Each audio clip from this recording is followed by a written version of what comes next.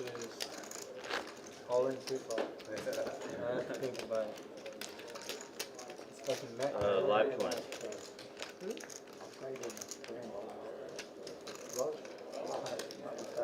We got what? 3 Pokemon on the table? Or was it? I got one in my box. I don't have my keys. Oh yeah? They'll unlock it for you. Yeah, some of the good players are there for the one good. Raise to 65.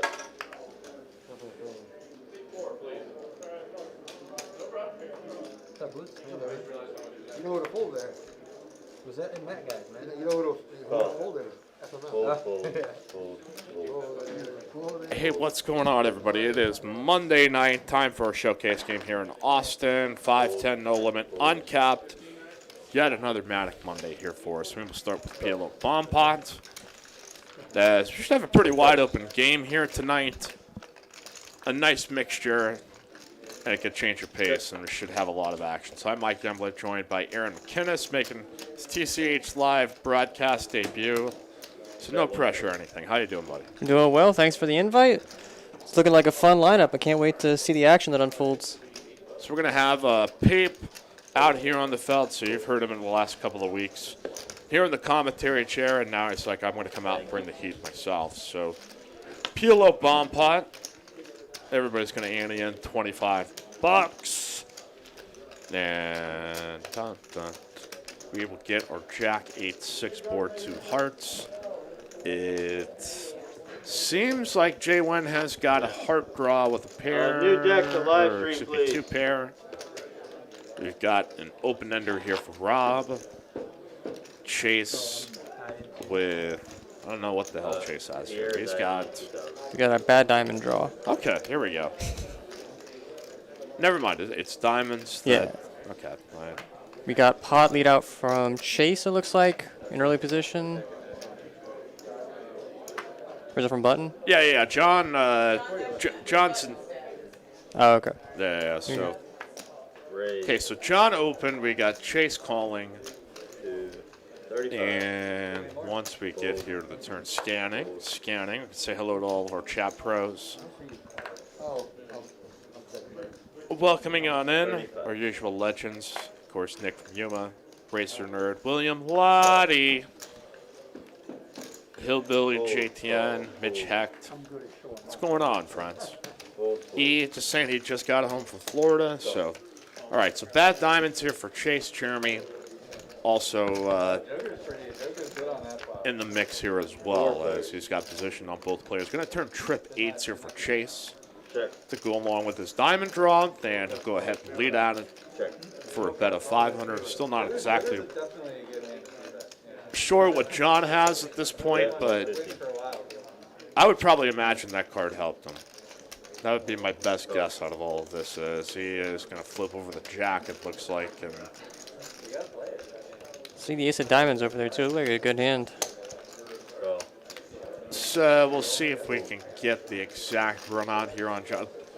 For my best, okay, so ace, king, jack, 4. So he flopped nut diamonds, top pair, and just going to go check here on the end. So, all right, we have got Anderson, or boy, Anderson popping on in. Mike Emblett, Aaron McInnes. Other AA Ron. No, I don't know if you take offense to that or not, but yeah, people got really confused in the chat when you were playing and Aaron was announcing. Yeah, that's why I go by AC on chat, is because of him specifically. Him and a few other Aarons that I've met around town. Are you going to try to get up all the Aarons with your same name, like that dude that had that gathering out in Nebraska? I don't know if you guys saw this. This guy, Joshua Swain, challenged everybody in like a Facebook chat to meet him in Omaha, Nebraska or something like that. And then it wound up being a totally nice cause, but there's not very many Mike Youngbloods out there in the world. So. Ironically, I actually got an Instagram message from all the other Aaron McInneses of the world like last week. Really? Yeah, that's really funny. That came up. Yeah, I saw that, and I was like, man, we have reached peak boredom in our society here. But, all right, so as you see our lineup again, we'll have another player coming on in here in seat 1 here shortly. But a lot of our regulars traveling out to Florida. Shout out to friend Rami, who finished relatively deep within that, getting here to day 3, but busting on out. But had a heck of a run and represented our ATX scene here. So, but another time for Magical Night of TCH Live Monday edition. If you've not done so, go ahead, crush that like button for us. As Rob gonna open here, semi-middle position here with Queen Nine of Hearts on the straddle. Chase gonna make the call, moneymaker, and Jay Win most likely gonna fold. So we're gonna go heads up here. Yang Wang says go moneymaker. Nick from Yuma, Chase says it's daytime. Alligator hunting attire on. I wonder if we I hope we didn't take our friendly ribbing too much seriously last week. We made it all jest and love. As Rob makes a little down bet as he flops top 2, and just going to take care of it right there. Checking out here the chat here, Aaron. As many people still piling on in early as the usual suspects. Greetings and salutations. And okay, so are you primarily a cash player, or what's kind of your poker origin story? So we kind of get people more familiar with you. Yeah, I've been playing poker for 3 years. I've been playing for a living for the past year and a half-ish. Started right before COVID, and then that took a beat. I tried transitioning online. Didn't perform as well as I would have liked, so I waited until it came back, and just been grinding the 1-3-2-5 streets of Boston for the past few months. Some pretty healthy streets to walk out, from what I understand. Yeah. It seems like the action is flowing. Yeah, there's no complaints. I enjoy the personalities, enjoy the action. I've traveled around the country. I played in Vegas. I played Florida last week. I actually went down for a little bit. And Austin, Texas is still something special. I can't complain. Yeah, I seem to have gathered that consensus that it's just games are a little bit more wide open here. It's a little more fun. But just hey, when you hope when people travel, they have a great time wherever they go. But I think it does kind of say something that leaves an impression on people that this is just kind of what we do normally. So Slicer, slice and dice here, baby, up to 3-bet to 350 out of the straddle. We'll see if Pierre in position decides to go for 4. No doubt about it. Looks like he's giving a lot of respect to the under the gun 3-bet, or I guess straddle 3-bet. So it's a pretty polarizing spot whenever you have the option to complete. So he's just going to make the call from the cutoff. All right, as he is going to flop top pair, pot of 755. And make it about the same, just slightly downsized here to 250. And Pierre here with backdoor spades, potential broadways. It is going to turn a spade draw. Let's see what Slicer decides to do here as 1.3K. He is just going to check it on over here to Pierre. Now, if you're in Pierre's spot here, do you think this is a spot you generally try to barrel at, or you just go ahead and take the freebie? I definitely would be trying to apply some pressure to hands like a jacks, like queens without a spade. You definitely want to, when you're in the cutoff, you can represent all those suited hands. So I think you definitely want to try and keep that in there, because when you check back, you're definitely going to be more prone to showdown value. So bet and a call here, Pierre with some overs, and it is going to be a jack here on the end. So Pierre probably with no hope of being able to try to steal this one, but Yeah. he may get lured into trying to fight for it. And Yeah, he's blocking ace king or ace jack and king jack, which is what you would generally expect from a spot like this. So it's going to be interesting to see if he goes for it, because a jack would. It doesn't that's what you expect to have is like a jack 10 in pure spot. You don't expect the under the gun straddle to have the queen jack in very often. So he's going to go for it, trying to get over pairs to fold. Unfortunately, it's going to be a pretty quick call. Slicer may be feeling like he's paying off a bit, little as you know, he's actually got the goods. He's just going to scoop that one. And one of our first big hands of the night is Pierre. A little bit unlucky, a little bit put into a spot where, I don't know, some players might opt for the check back there, but I think you're 100% right. Like, there's a number of paired combos that at least have to make kind of more of a decision, and it's just kind of an automatic call from Slicer's end. Yeah. All right, we got Victoria here in the chat. Hey, everyone, back from Florida. Just have one thing to say. Texas forever, which is glad to hear it. It's always good to be able to get out and explore a scene, but it's always nice to know that the place you call home is something you do truly love. So we appreciate you being out here at Texas Card House, Austin. Streaming TCH Live 6 nights a week. Almost to the 17,000 subscriber mark, 16,009 hundo. So go ahead, bash down that like button for us. Click subscribe. Share the link. We welcome you on in here 6 times a week. All right, so we have Rob opening under the gun here with ace-10 of clubs. Certainly feeling feisty from the start. He's getting some nice hands to open up the stream. And to be the 5-10-20, we've got some deep stacks. We've got multiple 5K buy-ins, and I saw a few 10Ks. So it's going to be a deep game. It's going to be interesting to see how everything plays out. We've got a nice board for the initial raiser. He's got a backdoor flush draw and a nut gut shot, along with an overcard. Sparks is going to be, he's pretty protected in the spot from what I've seen. I've seen him flat definitely the big hand with him, and I think it was Bones a while ago when he flatted ace queen there. So he definitely is capable of having jacks in that spot, having some king queens. So you got to be pretty careful in Rob's hand, but he's just got too good of a hand to check. Yeah, it was a good board run out for him. That just he's up against the right two kind of hand combos that just completely whiff. That you run into those scenarios enough that you don't want to kind of oversell, see betting on a lot of those spots, but a way for a lot more players to make money is just sometimes the board just completely whiffs for everyone. Yeah. Because even if someone has a pair like 7s or 8s there, like you're just going to get too many folds from being the initial raiser. Well, how about this? News update from our chat. E. McKenzie Boots got off her flight, drove straight to TCH. D-Jan. Boots is the best.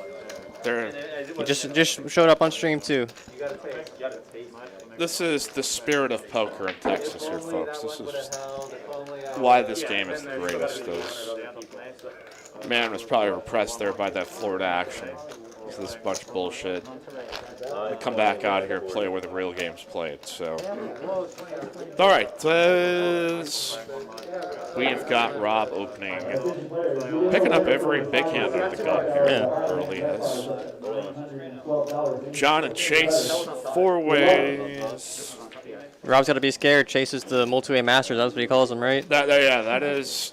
Oh, and he flops trips. The multi-way maestro, Chase, like the LeBron James of multi-way pots, always finds a way to get the basket, get the rebound. And John betting what's this? About pot from the looks of it. With 7 high. Unfortunately, it's not going to get through. Chase just calls here. I'm used to him being pretty aggressive, so he's finding a way to balance it out. All right, so we've got Jeremy calling along here with top pair as pot of 595. It's going to turn top 2 for Jeremy. Is going to give Chase a straight draw here with his trips. This seems like a Chase leading spot. Yeah, I can't imagine he checks back in this situation. And Jeremy just actually found one of the worst cards for his hand. He now thinks it's even stronger.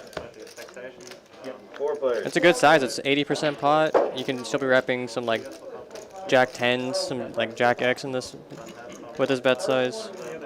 Yeah, he could feel like he's up against Queen Jack as well. Yeah. So, $1,400 pot as we go heads up, Jeremy and Chase, and it's a king on the end. So he improved from trips to a straight, so no complaints in Chase's shoes. Unluckily, he's probably not going to get paid off unless Jeremy thinks he's full of it. Which is certainly a possibility, but if Chase picks the perfect sizing. That looks like 600, 800, okay. Maybe slightly big, but I like it a lot. So you're definitely going to maybe get like a 9 to call you in some situations, like 8, 9, 7, 9.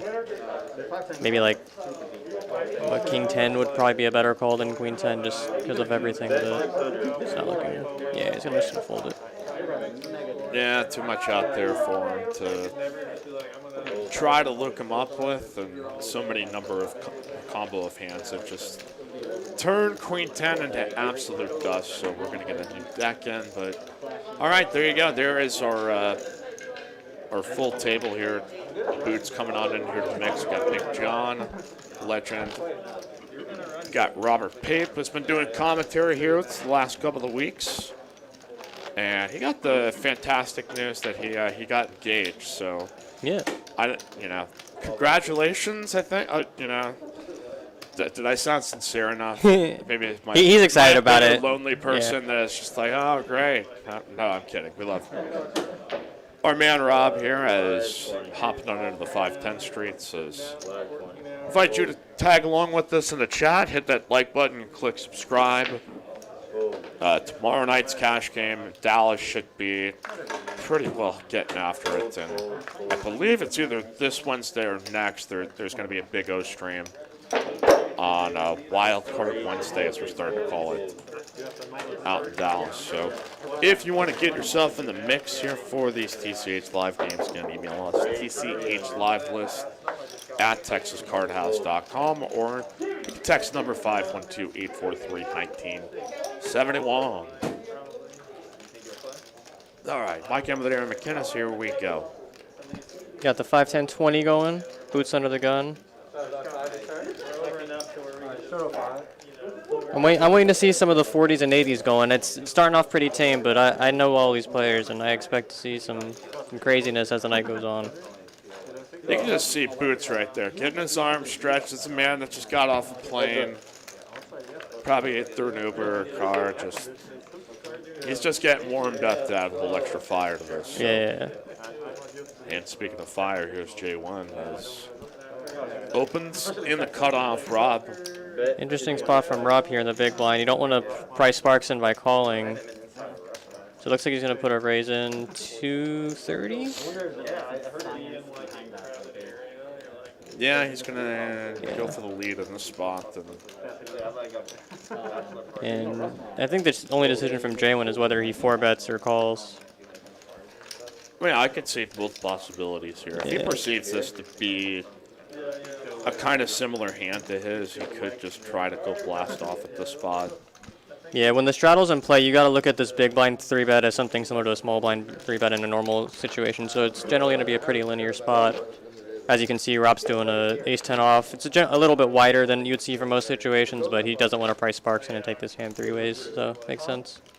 All right, let's see our run out here as who is going to favor.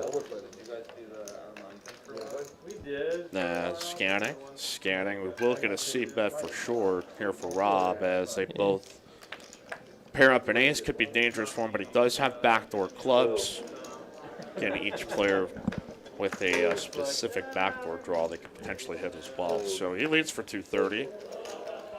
It's a little bigger than I would have liked, but I think it's going to get the job done against the majority of the hands. When you're holding the ace of clubs on an ace-high board, you're definitely going to feel really good as on most runouts, so can't really complain about any bet size here. Now turn going to be the 8 of diamonds.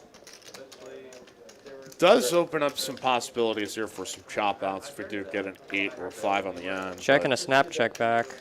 All draws missed. J1 Rivers 2-pair. It's most likely going to go check bet, and Rob, I assume, pays it off, but it depends on the sizing J1 uses here. So Rob checks over here to J1, 945 in the middle, and probably deciding how expensive to take it to value town is going to be. And I probably bet he goes like 675 or something. I just see him trying to represent a lot of bluffs here in this spot. So for sure. Taking his time with it. Here comes J1. Yeah, it's a pretty hard spot to get away from as Rob. Oh, even 450. Okay. So that may actually make him want to fold more just because it's a pretty small bet. Looks like a value bet. Wow, he actually gets away. I wasn't expecting that. Good fold by Rob. Yeah, I guess once he puts the 3-bet out there, he knows he can probably call with some better ace X's in that spot. Yeah. Yeah, so he's got his own, all of his ace-5 and ace-8s of his own. He's gonna have ace king that he may play this way. We got E. McKenzie saying, I'm just here so I don't get fined. Got our boy Jimmy Bluffett here. Smash that like button, kids. Let's go. What's going on, friend? Glad to have you on in. 100. But yeah, if you're just getting on settled in, you can also contribute here to our live stream with the super sticker or super chat if you want yourself a specific shout out. But you can join us amongst the common folk out here in our live stream chat. Leave us a comment if you're watching here on the archive. Thank you, Chris. Check out all of our highlight reels that seem to be just popping up each and every week with a lot of really exciting hands. Yeah, the TCH Dallas stream has been popping off as of late. That game is playing huge. It's a pleasure to watch. I feel bad that I've not been able to really catch a whole lot of it because I'm generally doing like baseball games on Tuesday nights, but I'll pop in for a second and it's just like, oh, just a $40,000 stack. Okay. Yeah, just casual $40,000 on the table. It looked like it was the 5-10-20-50 and then an open from the button with 5 deuce suited. And Poker's alive and well, Aaron. It seems anybody who thought this was going away, well... Yeah, say whatever you want about online poker. Live poker is alive and well.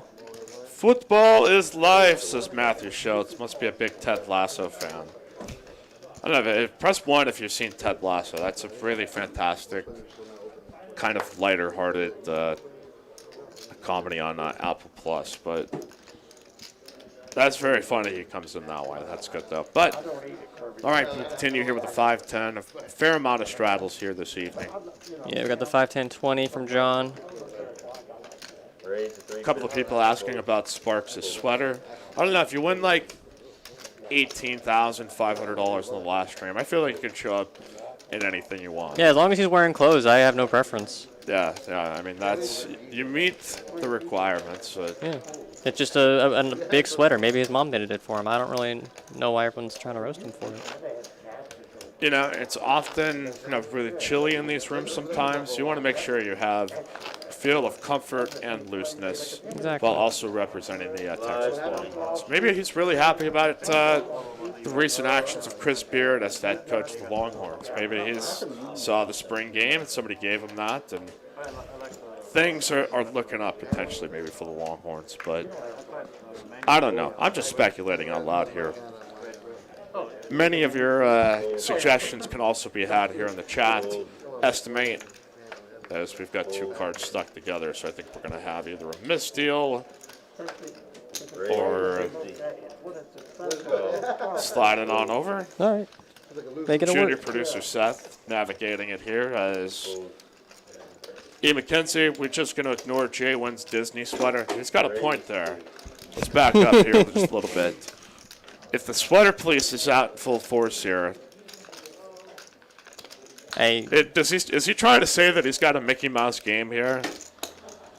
I don't know. Is this a Mickey Mouse game happening here tonight? Okay, we got Slicer raising up to 125, robbing the Coley position, King Jack Diamonds. One lady's absolute favorite eternal hand for all of existence. Got John with the call, Queen Jack off. Pierre with 10-9 suited in the second straddle. I can't imagine he folds, just whether or not he finds a raise. And looks like a call and Chase folds. Yeah, I said it had to be a really crappy combo to probably get Chase to fold the double straddle there. Multi-way, it's just... And it was. He probably would have wound up winning this hand, too, somehow. But doesn't look like that's going to be the case. Top pair here for both Slicer and Rob. Straight draw for John. Second pair for Pierre. Say that a couple of times. Rob already found one good fold. I'm curious if he'll be able to find another one in this spot. Slicer just going to call with the ace of hearts. Wow. Wow, Rob finds another fold. He figures if I'm going to have to be third to this, I have to have a stronger hand than what I have and some potential backdoor equity. So he does give it up. And those are some folds I don't know if I could make in the game, so it's impressive. Yeah, it's... I'll maybe come back to a thought on this. The Slicer going to continue with the turn bet. What do we got? Looks 500, 600, something around there. So about half pot.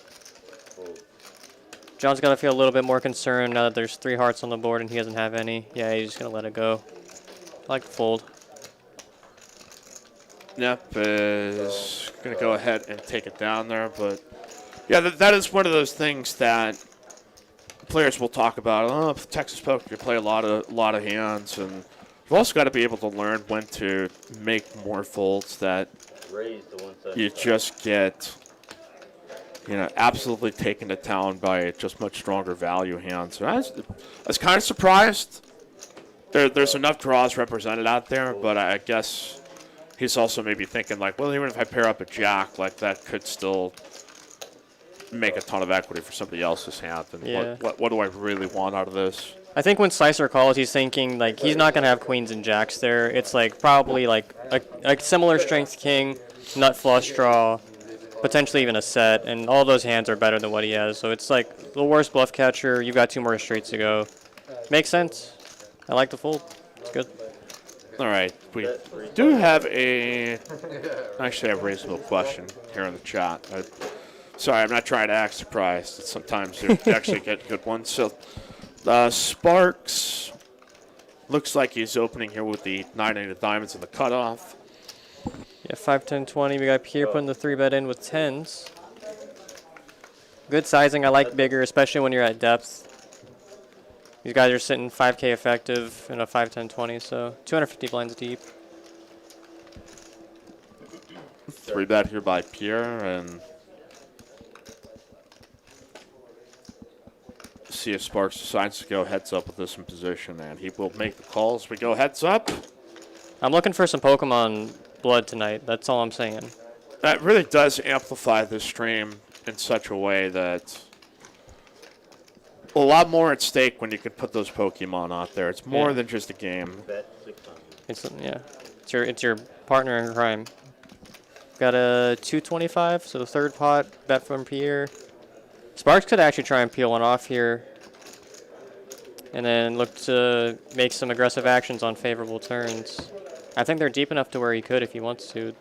Flop would be a little ambitious, and he's just gonna let it go.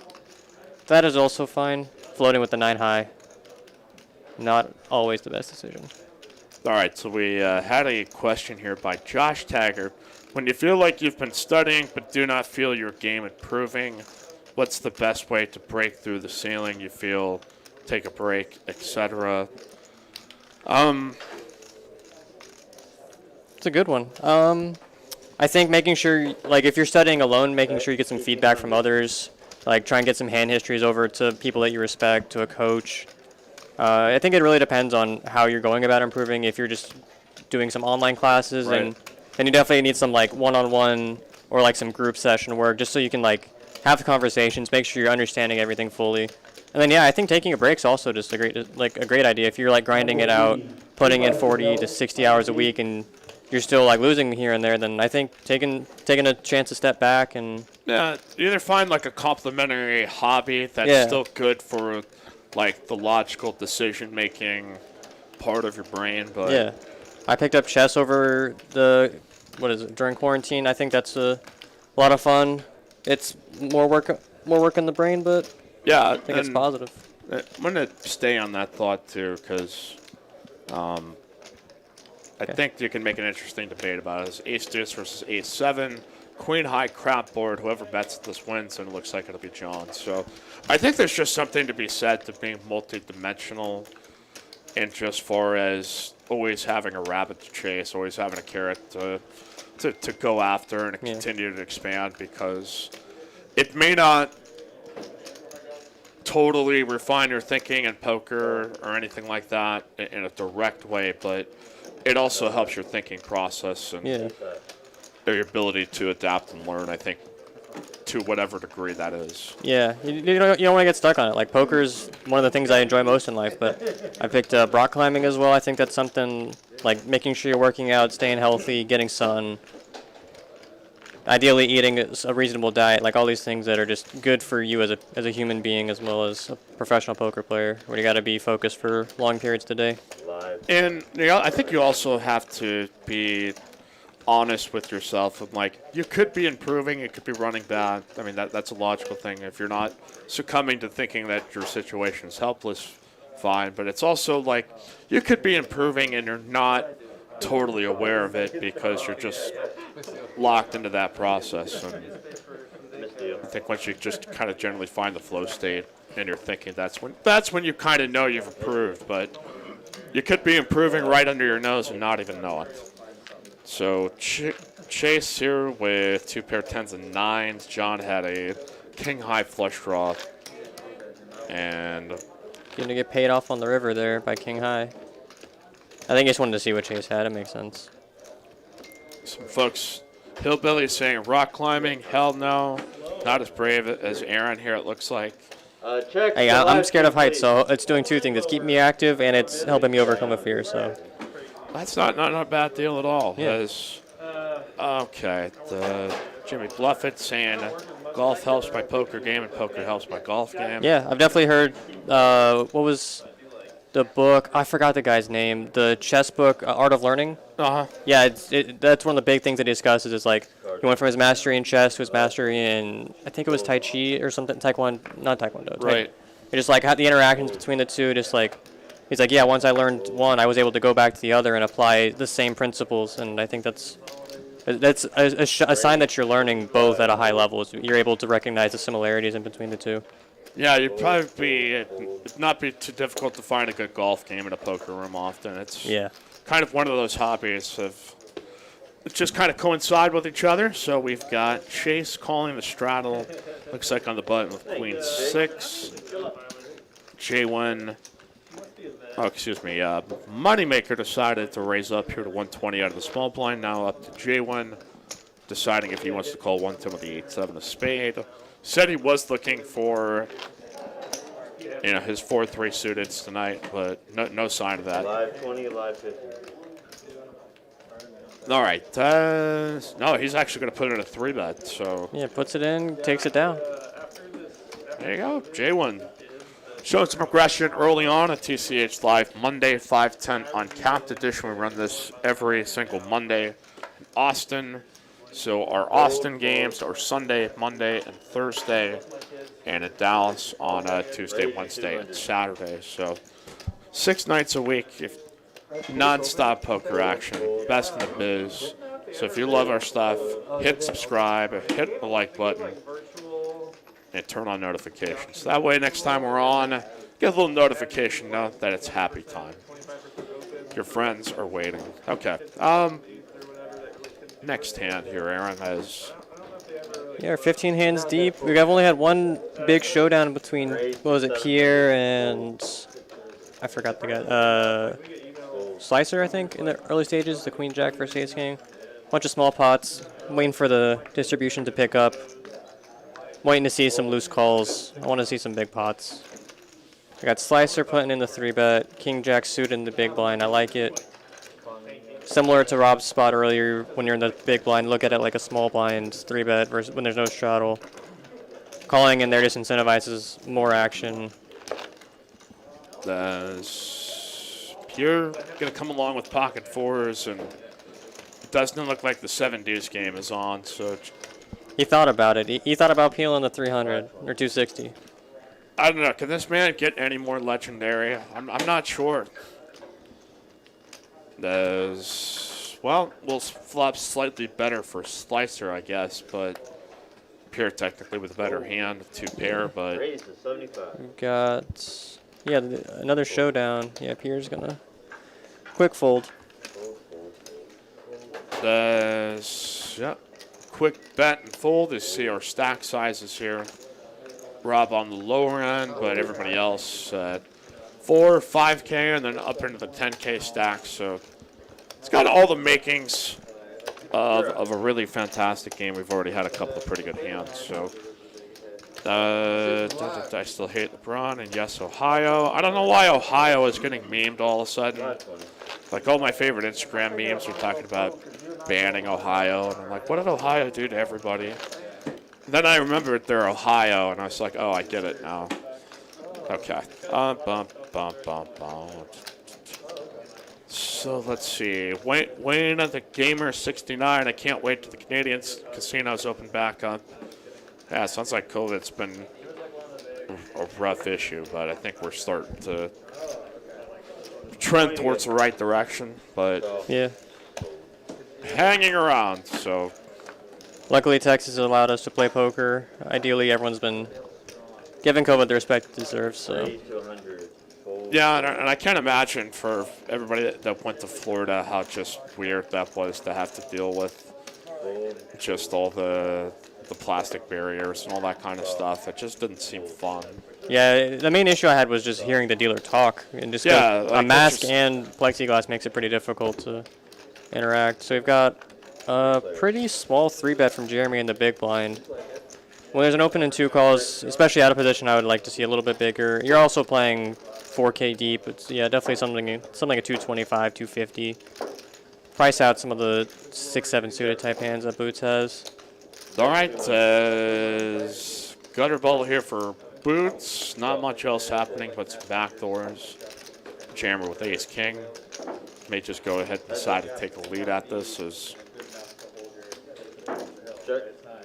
Yeah, there's definitely some spots for aggression here from 6-7 and the queen 10 with we got a gut shot and a backdoor straight and flush draw.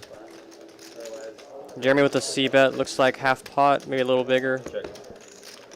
This is a pretty.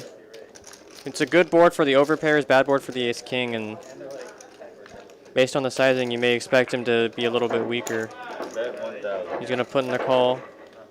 Top card pairs. Boots is gonna look to take advantage of this, especially if Jeremy checks. Yeah. I expect to see a good size bet, probably like 8 to 900, and then potentially a jam on the river. Boots is really good at picking up these spots in real time. I've seen him make some courageous bluffs that are just always seem to get through. I assume that there's something more than just him taking shots. I think he just knows it sometimes. He's got a really interesting level of perception and also no fear. Pretty interesting guy, so. We've got 600, so half pot and a call. So 3.1K going to the river, or 2.5, I apologize. Yeah. It's going to be a bit harder for Boots to get a fold now, but if he's, I think the only bet size at this point is all in if he wants to get a fold, and I don't even know if that's going to work, so we'll see what happens.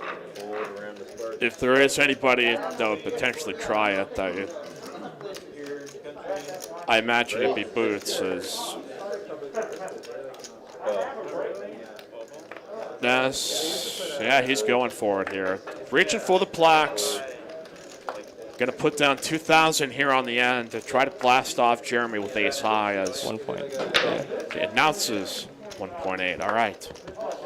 3 players. I feel like that looks even more value that he like put out 2,000 and was like, yeah, I'm only doing 1.8. Yeah. Like, that's all I want from you. Specific number that I think this guy is going to call. So this puts Jeremy in quite a pickle here. This just Boots has constructed this bluff pretty well. So Bet 50.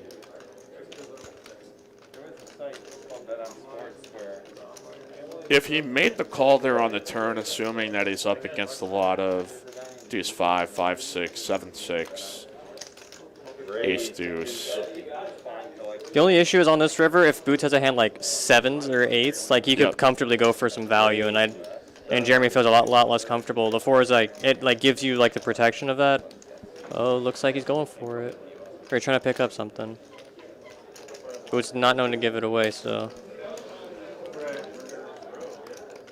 Jeremy thinking about making the call, and based on how this has played out,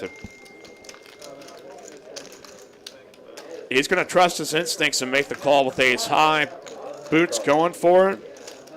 Jeremy picks him off here to pair with an ace. Going to take down a $6,100 pot here on Monday night on TCH Live. The game is always pretty great here, so hit that like button, click subscribe. So I imagine we're just getting started here, but hey, that was ballsy, if anything else, here by Boots.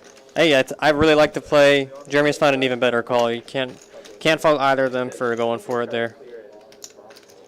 So we got the 5, 10, 20 from Sparks. As Jimmy Bluff saying, my buddy Blair Hinkle still in the that Hard Rock tournament in Florida with 40 left. Let's go. Chiel sending run good vibes. All right, misdeal here. Let's start this here from the top. But hey, our bet beat jackpot now over $31,462 between all of our clubs. If you missed it last night, the Bronstein Bomber advancing to Step 3. He won our Step 2 monthly main event. He's our second of the 6 monthly main winners. So he is going to advance here with Ricardo Castaneda. So if you want to play on our WPT Step Series, you can check that out every Sunday with our monthly main on the very last Sunday of the month. So it was like a 3-hour final table. It was kind of grueling out there. So I was just kind of glad to have a broadcast partner here for this one. Yeah. I got a good question in chat. I actually don't know the information to. What's the age here for TCH? Is it 18 minimum or is it 21? It's 18? Yep. Oh, perfect. So yeah, whoever in chat asks, if you're 18 years old, you're welcome to hop in. Hey, hop in the mix. Yeah, Brutus Poker Vlogs and sub TCH Hatters. That's last night. Deuce 3. Oh, I apologize. No, you're good. Yeah, Chase the Deuce 3 taking it down pre-flop. Ethan saying last night, you mean this morning? I guess we probably went till like 1:30. Yeah, that is considered late to normal people, but since we live in poker, that just sort of is like, it's kind of still, the night is still young by that point, but nonetheless, a late night finish, but you can always check out any of our archives. Here on TCH Live, trying to get over the 17,000 subscriber mark. We're now at like 3 million total views of all of our content, and continuing to fire on poker content like no other here. 6 nights a week here. Mike Emblett, Aaron McKinnis, super producer Carolyn, always at the controls. If you want to chip into the stream, toss in your $1.05 and get a special shout out, do so with a super sticker or super chat. Dab on it. All right, we've got Moneymaker with Ace Queen is going to open this up, and Sparks has picked up King. So first sign of a primo here in quite a while. The Moneymaker's been pretty tight, so I'm curious to see how Sparks plays this one out. If he's giving him a lot of credit or if he just thinks he's been card dead. We'll see what size he goes for. Going to raise this here to 700, it looks like. Really like it. Good size. We had the live 50 on the double straddle, so. I most likely expect to fold here and not carry on. Oh, wow. That was a quick fold. Wasn't expecting that, to be honest. I guess he gives Sparks a lot of credit in that spot. Yeah, that is one thing about this stream is sometimes you're just expecting the unexpected. Hey, you called that out pretty quickly, so you definitely know better than me in that spot. Yeah, he's played on the last week or two. Just never gave me the impression that was the kind of hand that he was going to play for that kind of sizing. Just not a knock. It's just Well, when you see somebody's tendencies, you're like, this is probably generally how this player is going to lean, and in some of these spots. So, all right. Owen Craddock says I drank chicken broth today. Very nicely done. You are Rob's favorite person in chat right now. I can confirm you. Rob's big into the broth. We are all about that broth here at Texas Card House in Austin. Chase raising off the $20 straddle, and everybody's got garbage. So we'll deal up a new one and move on here the next hand. Also here this evening, we've got our high hand per hour, $100 high hands with rollovers from 4 p.m. to midnight. That is today and tomorrow. Here for the month of April. What's the qualifier? Do you know? Ace is full of tens. Alrighty. Someone says like you can't find it. Also, tomorrow night for all your tournament players, are $90 WPT steps.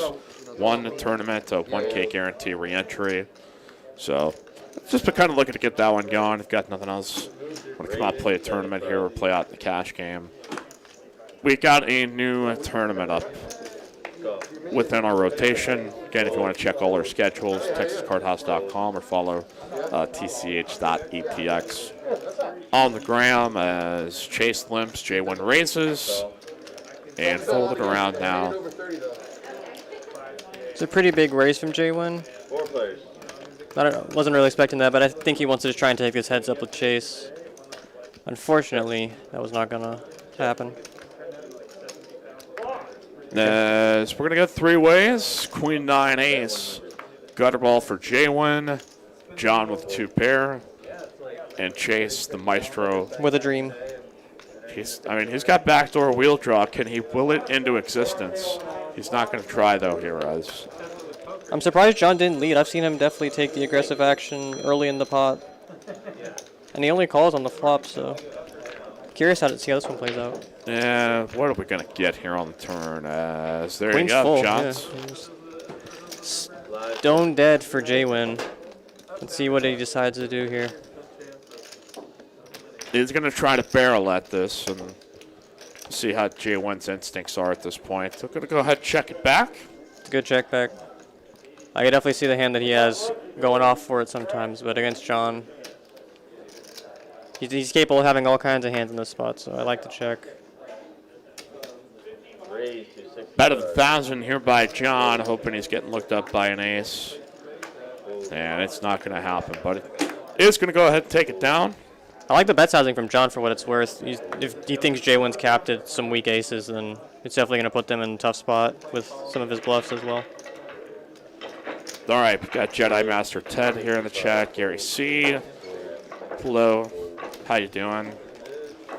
You want a special shout out again, you can hit us up here with a super sticker or super chat. Or just simply press that like button for us. We appreciate you hopping along 5-10 uncapped here this evening. A lot of pretty good hands here thus far. Let's see if we'll have some monstrosity happening. It's always, the water's ripe for it. Stacks being piled in. Big draws, huge hands.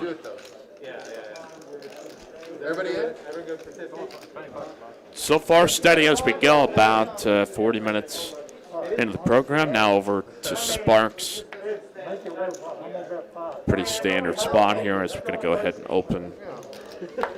I had it earlier. Boots with the call on the button. Looks like he added on a bit. We're going to try and get that updated.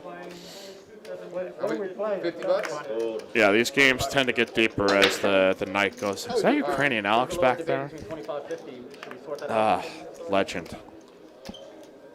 All right, we've got, well, a pretty much a stone wheel here for Chase. Oh, wow. Multi-way maestro back at it again. Master of the multi-way. And we've got trip 4s for Boots, the nut straight for Chase, top pair for Sparks. I feel something coming up. Sparks now here facing a $50 bet with 2 pair, and now we'll see if Boots decides add a little bit of money to this. I'm pretty surprised that Sparks check back flop, but I guess knowing he's up against 2 people that can smash his board, as we see here, makes a bit of sense. We've got a 3-bet from Chase over Boots' raise. I expect Sparks to get out of the way. Boots will probably peel one off, and we'll see what happens on the river. Sparks lost like the minimum on this hand. He could have gotten. Yeah, it was a good flop check back for sure. I love how Sparks. Sparks just always seems to maneuver so well in these spots. Gotta give him a lot of credit. All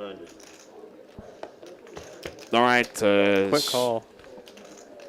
Either a chop or a boat for Boots, and it's not going to happen. Chase here with a straight, and after this check, I would be surprised, I guess, if Boots went for a bet here, sensing that I guess there may be some better 4s, which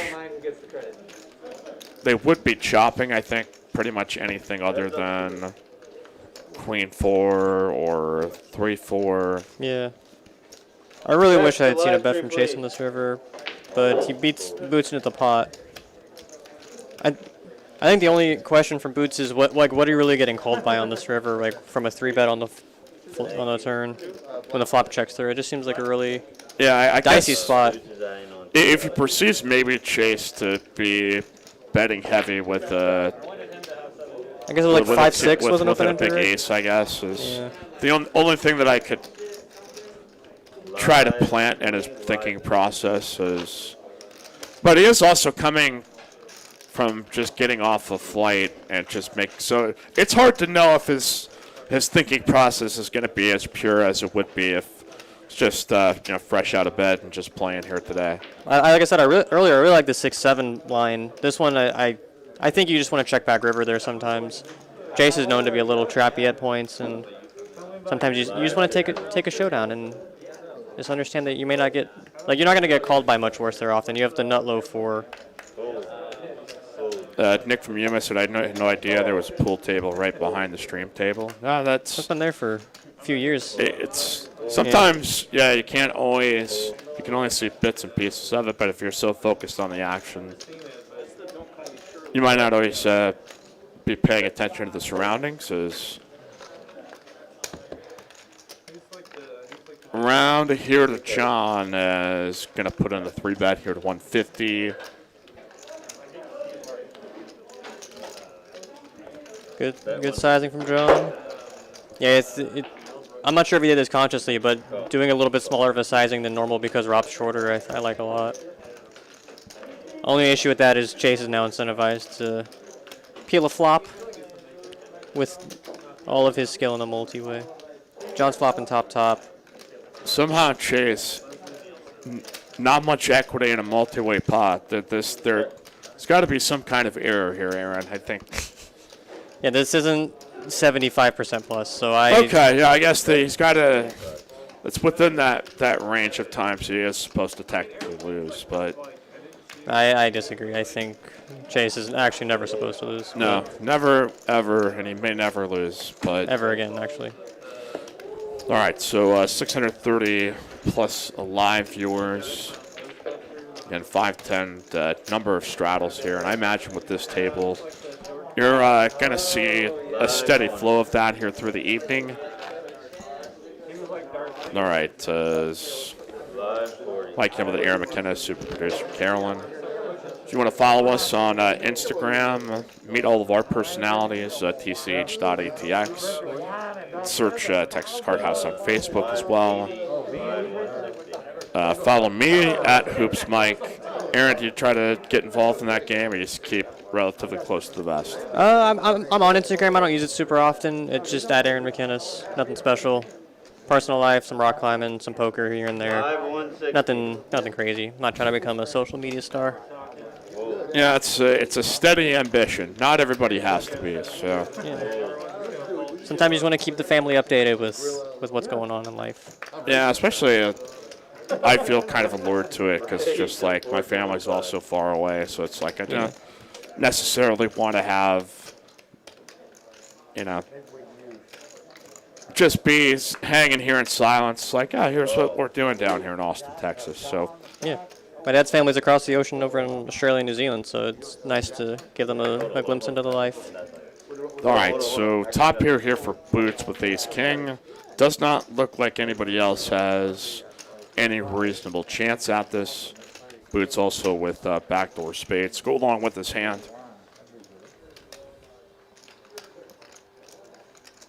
John looks like he has some ideas, but he's going to let it go.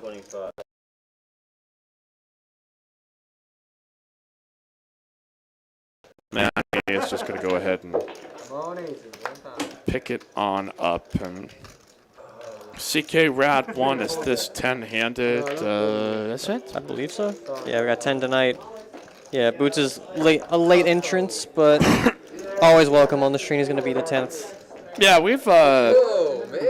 Rob was talking about this last week, that if there'd be the player pool open enough to doing an ante game to kind of spice up some of the 10-handed games more. But It sounds like some fun.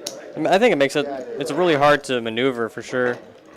yeah, it's one of those things where you want universal agreement across the board in a game like that. If that's the direction you want to head, and if it's just like, hey, every once in a while, and not just like.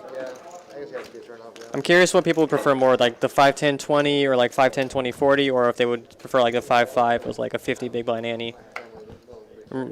That's probably like a player-specific thing, so I'm curious as to. Yeah, it's also, I mean, these players are so acclimated to playing this way that it's like if you're going to play in a different style of game, and all of a sudden you might have to change up your preparation or change up your style a little bit. But, I mean, at this point, I'm always just open for feedback about honest, really goodness things that I think are good for poker and for Texas poker, Yeah. for our club, for everybody. So that's why I love comments, especially ones that are like constructive and are not just like one sentence. Yeah. This guy sucks. It's like, okay, well, that doesn't help anybody. This Boot's going to pick up here with pocket eights.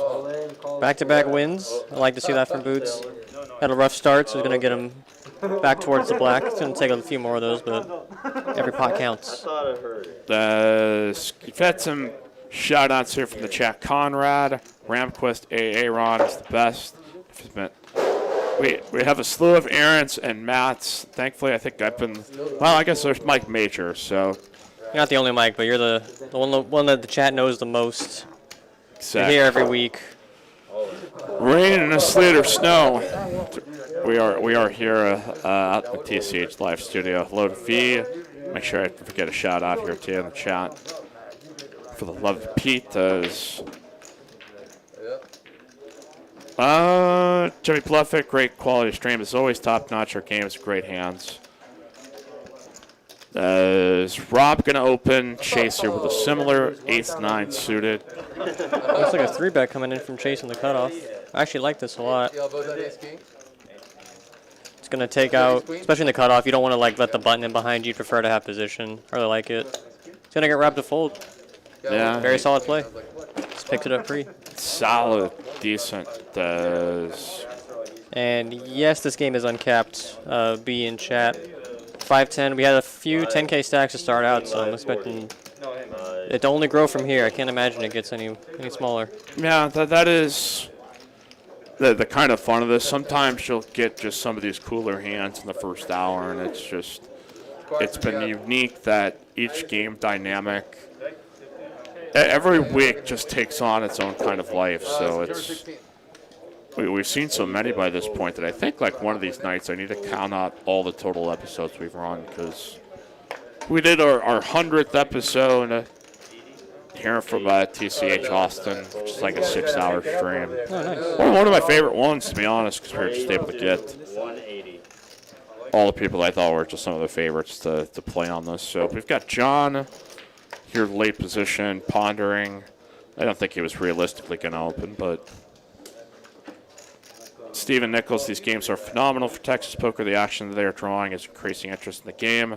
Bring casuals with money to play with that will always come the Sharks. Well, that's the process. You always advise people if you're getting into the game, do it so responsibly. Play what you can afford. For sure. Don't become a stereotype of everybody who gets too degenerate and broke and didn't say that people didn't warn you. It'll be like, hey, use your good decision-making skills, but yeah, it's a good thing about poker is you have the decision to just not, And the game of skill, you always have the ability to fold, the ability to make money. I didn't want to sound like anybody's uncle here that just finished AA and trying to be encouraging, but it's like, hey,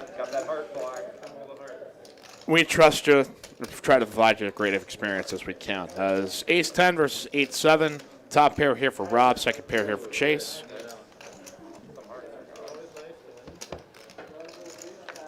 Expect bet call. Rob's already a bit short. Wouldn't surprise me if he somehow gets us in by river. Bet 100, raise call, maybe? Wait on the action to catch up. I also got news from Carolyn that the 7-deuce game is starting shortly, if not in the next.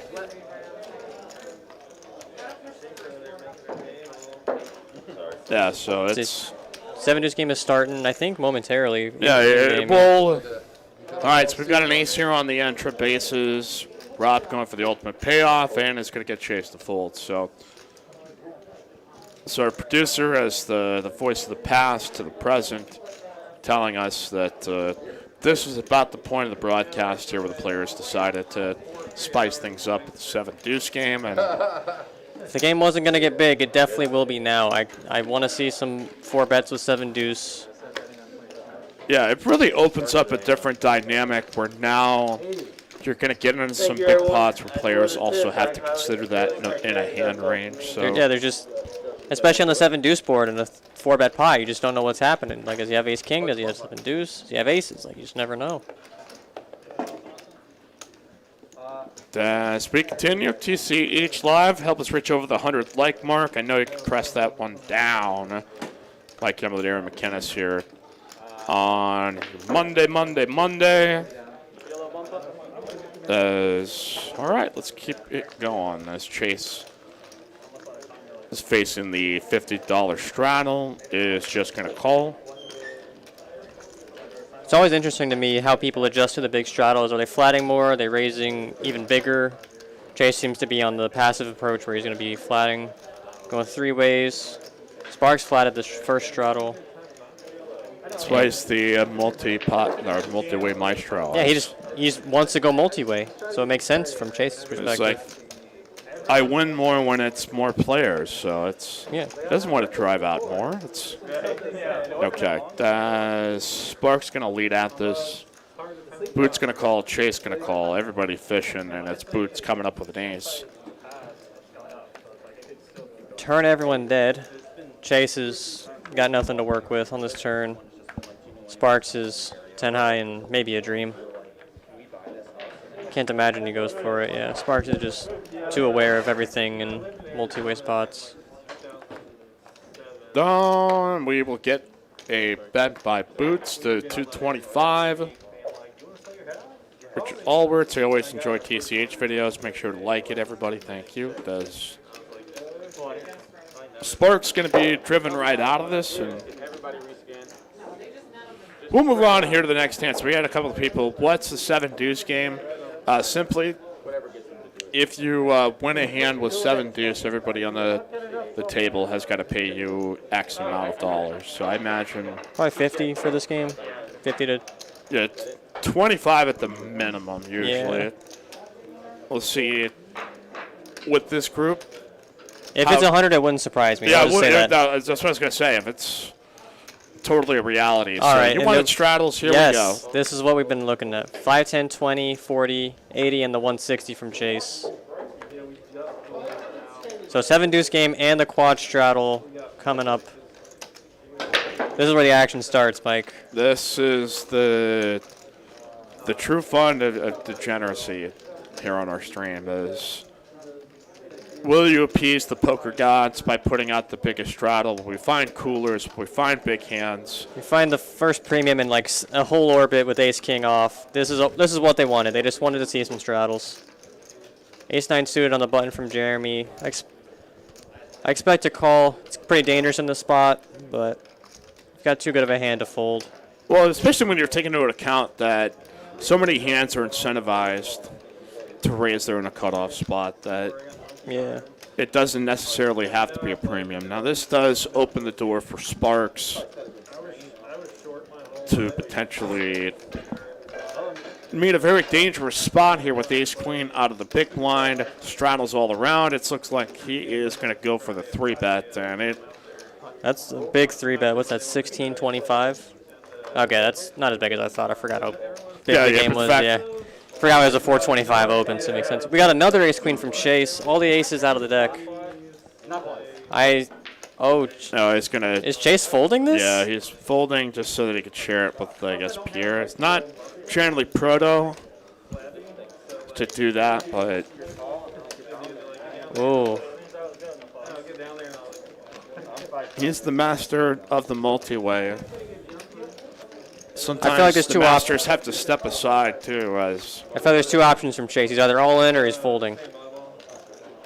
Brad Owen says poker's looking juicy. Heading to Texas soon. Exclamation point, exclamation point. I think he just saw this round of straddles. And that's probably, is it a fake Brad Owen? Sick. That is the real deal. He saw the straddles. He booked his flight on the spot. He's like, wait a second, logging in. He started Googling flights. So wait a minute, I still have time to maybe make the stream, or at least the aftergame. Yeah. So still the decision back here on Chase. Yeah, the only thing I was going to mention earlier was the cutoff open, like, you would generally expect it to be pretty tight, but when there's four, or it's pretty wide, I'm sorry, but when there's four people in the blinds in addition to the, four in the straddles in addition to the blinds, makes it even harder. Like, you got to get through so many more people, you're not getting through 2 or 3. So yeah, you can't be opening some of the super wide, like ace-9 offs or ace-10 offs. It's going to be a pretty difficult spot. And Chase is going to lay it down. I like it a lot. It's not what you expect to happen when you look at ace-queen in the 160, but sometimes it's what must be done. Yeah, sometimes you just have to press the fold button. So back over here to Slicer. Facing the 3-bet and in position. Also, the button's 425 here. I think the only size is all in. I'm not 100% sure. You can like min raise, but you're just giving Sparks the door to jam, and you don't feel comfortable calling all in there. I like the jam. That's gonna fold out Jeremy. Decision back here to Sparks as. I think Sparks is going to find the fold here. Yeah, it would be pretty shocking if he decided to continue with this, but had put on 1.6 and that was what, quintuple, quadruple straddle. It was a quad, yeah. I think if Jeremy's not in the hand, you can actually peel ace king in position and just call, but with him, with the button in there, you can't really incentivize some pairs and some suited broadways. You really just want to try and take it down pre or see all 5. So I like the play from Slicer. So with that pot, just under a 5K profit in about an hour and 10 minutes. So if you are looking to get on the list for any of these live stream games, again, you can email us TCH live list at texascardhouse.com, or you can text that number there. That is 512-843-1971. Yeah, I think everyone played that hand as well as they could have, and sometimes first one all in just going to take it down. I'm really impressed by the fold from Chase there, really. He's showing the restraint. I really like that.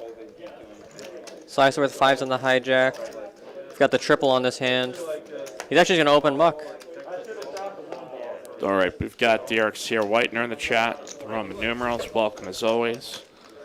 Rob could open here with ace-queen on the button. Sparks here with pocket 9s. Rob with 1.8K back currently. And I expect this to be all in pre, if I'm being honest. yeah, if he sees just how much Rob has here, it's... Yeah, like I guess he could opt for the 3-bet here, but like what sizing are you going to choose that? I think it's probably like 600. That's the issue with these like big straddle situations.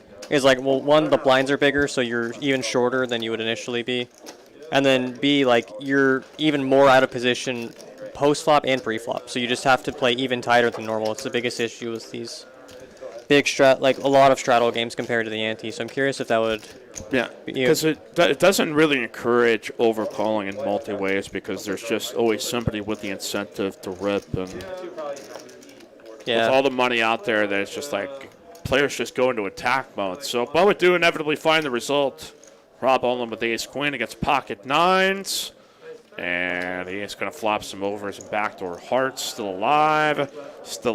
He's got overs and hearts, and well, is not going to win here on that board, so we'll see if we... Looks like they're running it twice. Jack high board. Yes. King, he turns a straight, and... Turns him dead. Chop it up. Yeah, so they'll split up what's in there. Yeah, graphics are a little messed up, but it's a chop pod. They ran it twice. Yeah. Let's move on with our day. Yeah, it is. Well, it's trying to run it on 2 boards here, so it's kind of like there's some overlap between the cards being used. There we go. There we go. Adjusted it. As Rob, Ohio, so he's 10 miles east of the NFL draft and looking forward to it. Should be a fantastic weekend. It always kind of jumpstarts the NFL season. Dun, dun, dun, dun. Let's see who else. Well, you want a special shout out here? Super sticker or super chat allows you to do so. Otherwise, smash that like button for us. Mike, what's the biggest pot you have seen where somebody had less than 10% equity and won? I'm trying to remember if there's been any really gross suckouts for like the biggest pots ever. I think there was like, I don't remember who. I think it was Chaz and E a while ago, where it was like Ace King versus something, and he like binks a gutter on the river. I don't remember. It's been a while since we've had E on stream, so it's definitely a few months. Yo, there was that all-in hand against Chaz, right? The one where Ace 4 versus Ace King or something like that. I'm trying to remember. What, the one last week with Colby? Or was it no, just Chaz and E had one a long time ago that was... That one comes to mind, and like I said, we've probably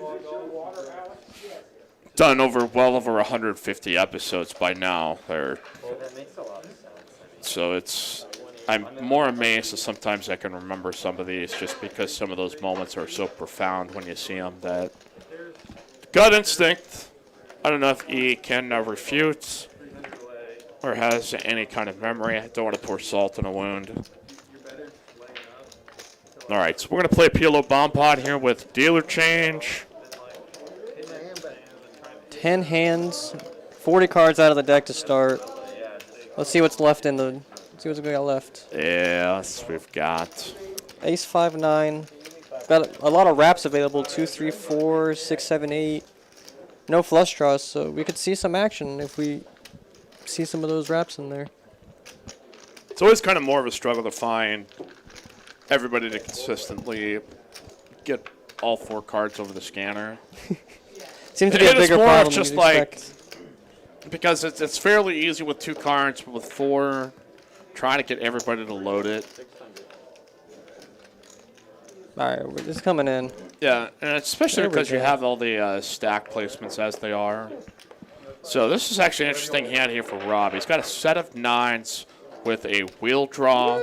Off here to the right, we have J1 betting his hand. It's the He's the only one we don't have, and he's the one with the aggressive action. This is not what I wanted to see. but I haven't seen very many aces out there, so this. Yeah, I actually see 0, so there's a chance J1's... Or I lied, Jeremy has got 1. You got top Yeah, there. okay, Jeremy's got 1, so We had it and then lost it. Now we don't even have Rob's hand. maneuvering. So whittled down the field here in the bet by J1, called by Rob.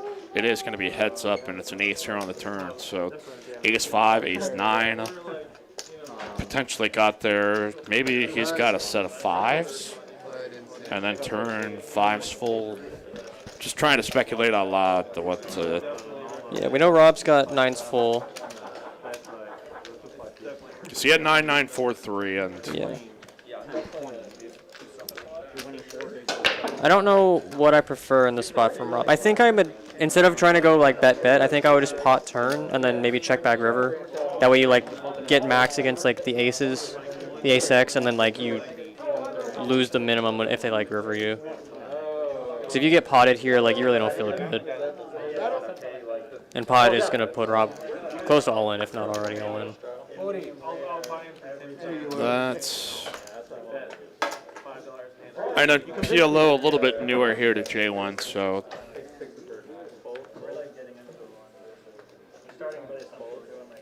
What was the end result? So did he? Okay, so what did. Okay, so we got a pot from J1 and then a fold. That was the only issue with the line from Rob. I think if you're gonna take that line, I think you're supposed to check back turn. It feels really bad to fold the second Yeah, It's like a but full house. It's again set hands with those kind of pocket pairs tend to be problem spots because it's just like there's no way, and then the guy shows you the goods. So Yeah. discipline lay down there here for Robert Pape. He's been making them all night, so I can't expect him to stop now. I assume he was beat, despite us never finding out what Jalen had. Yeah, either ace is full, ace 9, or ace 5. I would be shocked if he had tried to check raise with 5s full. Yeah, That's for sure. So we've got, I think, the 5, 10, 20, 40. So 2 straddles. Yeah, if Chase is allowed to straddle, he's going to straddle. So we got the 5, 10, 20 and the 40. 125 open from Slicer, which I assume is around the cutoff for hijack with all of the straddles in play. all right. Multi-way, pocket 6s, ace 6, and king 10. Ace right there in the window. A gutter ball here for John, and, well, it's really boots here with the best of it. And middle pair Chase, middle position bet. Going to try to take a stab at it, and we'll see if he applies the brakes here after Boots makes a call to 350. This could be a spot where you're peeling off one as John, but he's going to let it go. Just if you hit that queen, you know you're getting paid by at least one person, and you're deep enough to where you can make some money. No improvement here for Chase. We'll go check, queen here on the end. So John would have got there. yeah, we're results oriented. We're definitely all about but. Always. In actuality, it was a good fold from John, but I think there's points where you can try and peel one off there, especially when you're last to act. Yeah, rainbow boards generally tend to be more opportunistic, I think, sometimes to be the third person in the pot because sometimes you get in a standstill in a multi-way where everyone's really uncertain of each other's hand, feeling like you're getting trapped by who. So sometimes in the right game, you may find yourself with a free card you might have gotten otherwise. But that's only a thought, not a consistent thing. But one, as we see a result, could have potentially swung a different direction. But it really depends on the personalities you got in the pot. If they're going to be Sparks, they're probably going to be aggressive. If they've got it, you're not going to get trapped by him super often from what I've seen. So yeah, it's sometimes Chase is going to check trip 9s, and you just never know with him. So all right. got the 5, 10, 20, Sparks in the cut. Open in 60, 65. Fold from Boots on the button. I actually like that fold from King 10 off. That's all right. And Chase going heads up, you don't see this very often. Yeah, no kidding. There's just somebody else here in the mix. So ace high diamonds for Sparks. Nobody paired, but Expect to see a bet. Chase may peel one off. You never know. He's got a diamond. All right, he called before I could even say something. So what? It's like 60 bucks. Silly me. Hell with this. I'm getting in. Oh. 7 of diamonds here on the turn, so nothing that Chase can really redraw to. Yeah, but there's a lead for 200 into 255, so. And when you're this deep, you've got 10,000 behind in a $455 pot, and your Sparks here with the nut flush. You've got to put in a raise. You got to get some money in there. Chase could have a worse diamond. You could have the king of diamonds. You could have a set, 2 pair. There's too many hands here that you don't want to give free rivers to. You want to get some value. Bet at 200 and a raise and a insta call from Chase. Okay, Chase is not a believer. I think I know what's going on at Sparks' head right now. I like money. Yeah, I like money though. I like money. It's like I like money. Honestly, I think I'd like a little bit of a bigger raise from Sparks here, just because like in the spot you're not going to be bluffing too much. So when you've got it, you want to get as much as you can, and when you are bluffing, you want the folds as quickly as possible. So we've got 1.6K and a lot of money behind. Can he create a bet that Chase will call? I mean, that's... I think that the real question is, can we find a size that Chase will fold to based on previous streaks? He's beat him in the pot twice now. Yeah, is he going to now exercise some caution as he hits the edge? 1.1K here for Sparks. It's a really good sizing. Puts a hand like Chase has in a really tough spot. I like the slowdown here on the river, though. He's made some pretty quick decisions so far. He's definitely at a spot where you want to try and think about it. I guess his thoughts are he's not going to be like betting a set here. And he's going to make the call. Nice. They really blood in the streets. Sparks continuing to find the right moments here on TCH Live, and now sitting with over 12,500. We got some good chat comments. Nick from Yuma, Sparks thinking about Vegas and the frickin' Mirage. Sparks wears that sweater in the church choir. Ethan speculating that Sparks used to be 300 pounds and that's his old sweater. You know, there's a lot of different theories, but it could also be good fortune too. So it certainly hasn't caused poor luck for our friend Sparks here on TCH Live. Mike Embley there and McKinnis. Super producer Carolyn here as always at the controls. Hit the like, click, subscribe. So we see if we get over the 17,000 subscriber mark and take TCH Live right straight to the moon. We got 728 viewers live with us. We appreciate it all from everyone. The game's just heating up. We already had the first 160. I expect it to come back around in a few hands and we'll see it again. All right, next hand. We've got open from +3, King 7. I like the open. Maybe it's a little too wide for this game, but still a solid hand. Performs well. Makes some strong flushes, some strong middle pairs. We've got a fold from boots to the 3-bet. Yeah, We John. got Pierre with ace-jack suited. John's with king-queen. Something's going to happen. I'm not sure what. Pierre actually makes the fold. I think you recognize it was a spot where you can't call. You got a 4-bet or fold, and he chose the passive action in this spot. William Lottie chiming in, a little surprised somebody going by Moneymaker is below the hashtag Lottie line. That is a fair point there, Lottie.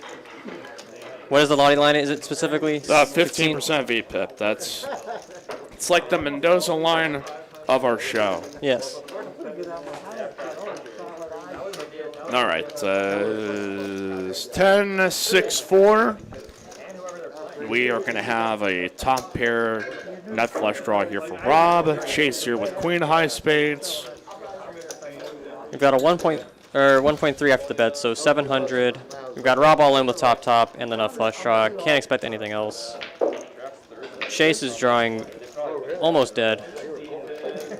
He's up against the worst possible hand. We've got some 5-outs now. Oh, no. He's got some equity, though, and it's not going to get there. So the first run out, good here for Rob. He's feeling it. And he holds twice. Nice double up for Rob, who's getting a little short. He's going to feel good about that one. Great success.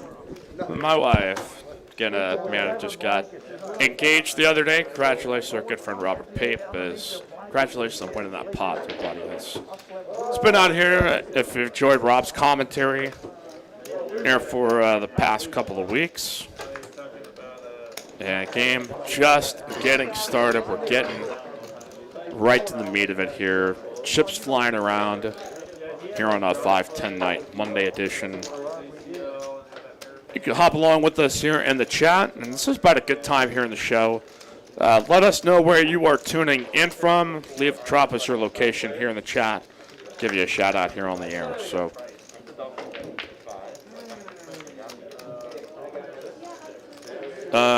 Derek Keane asked who else tripped to the video. The guy calling the cards on the whole board. I guess people were also like betting red or blacks and stuff on that.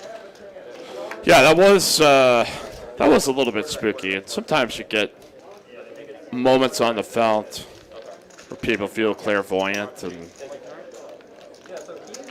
he might have been a wizard. We did not see if he had a TARDIS or some kind of time machine to travel and regain somebody else's consciousness. Where's this from? There was like a poker ghost stream, I think. Oh, really? Over one of the, when the guy runs out. It was like one of their first ones they're doing, so they were doing it for this championship series over there. And this guy gets 8, 9, 10, deuce 4. It was like jacks versus ace jack. Like, Crazy. yeah, it is. I was like, if it wasn't something as prestigious as Poker Go, I'd be like, we got another Mike Postle situation going on. Yeah, But yeah. that's definitely not happening over there. No.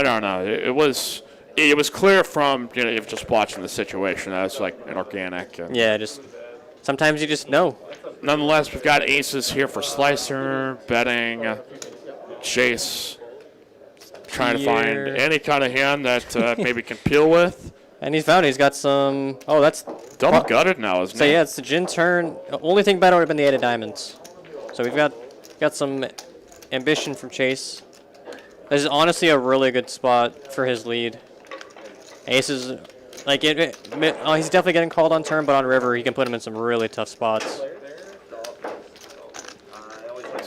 Bet at 280. It's Slicer here. Now trying to figure out, does Chase have some weird 2-pair combo that just hit here, or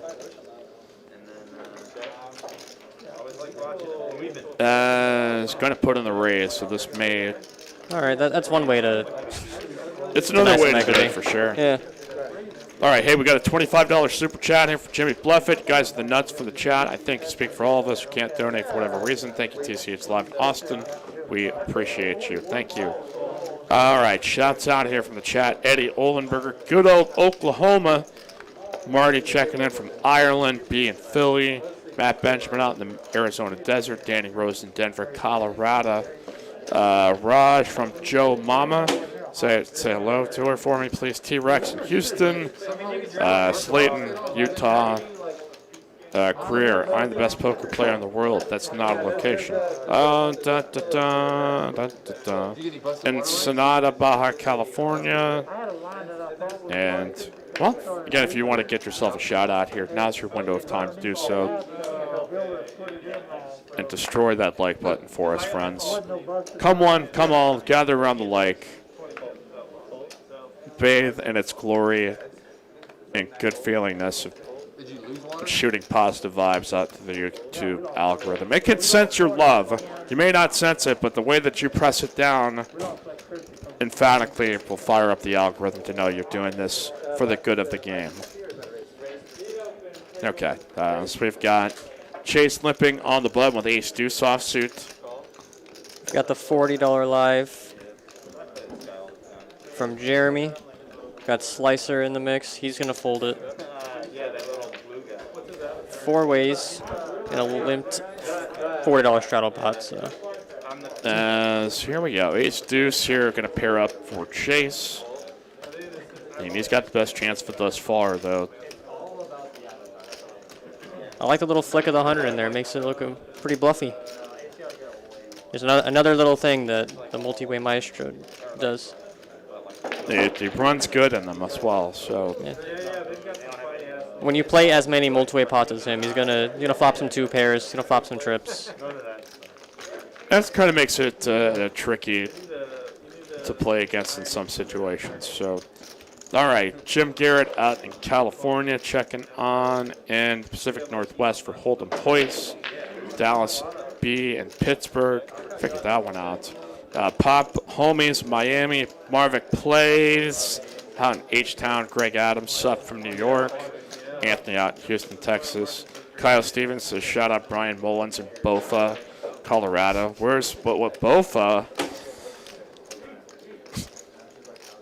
Wait for it. Yeah. Wait for it. Okay. All right. I just set myself up potentially for that. So we've had a healthy dose of single, double, triple, quadruple straddles, and I do not expect that to discontinue anytime soon. Especially when the button's near Rob Sparks' area, we know what's going to happen. Chase will straddle at every opportunity presented to him. And I think he's a better man for it. We've got a 3-bet to 250.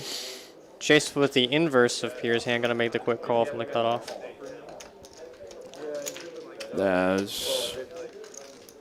We'll work it around back here to John. It started up with raised to 75. Man, does not look like he wants to fold. And he may have a chance here up against dueling ace-jacks. Been an interesting spot for a 4-bet, but he's not going to pull the trigger this time. Quick check from John and Pierre. I expect Chase to put a bet out. 600 into just under 8, so 3/4 pot. I think John can peel one off here for sure with the strong gutter ball, backdoor flush draw. He's going to find the fold. And Pierre's going to give Chase the respect he deserves and make the fold. Another pot goes the way of Chase. Yeah, that is the master of the multi-way.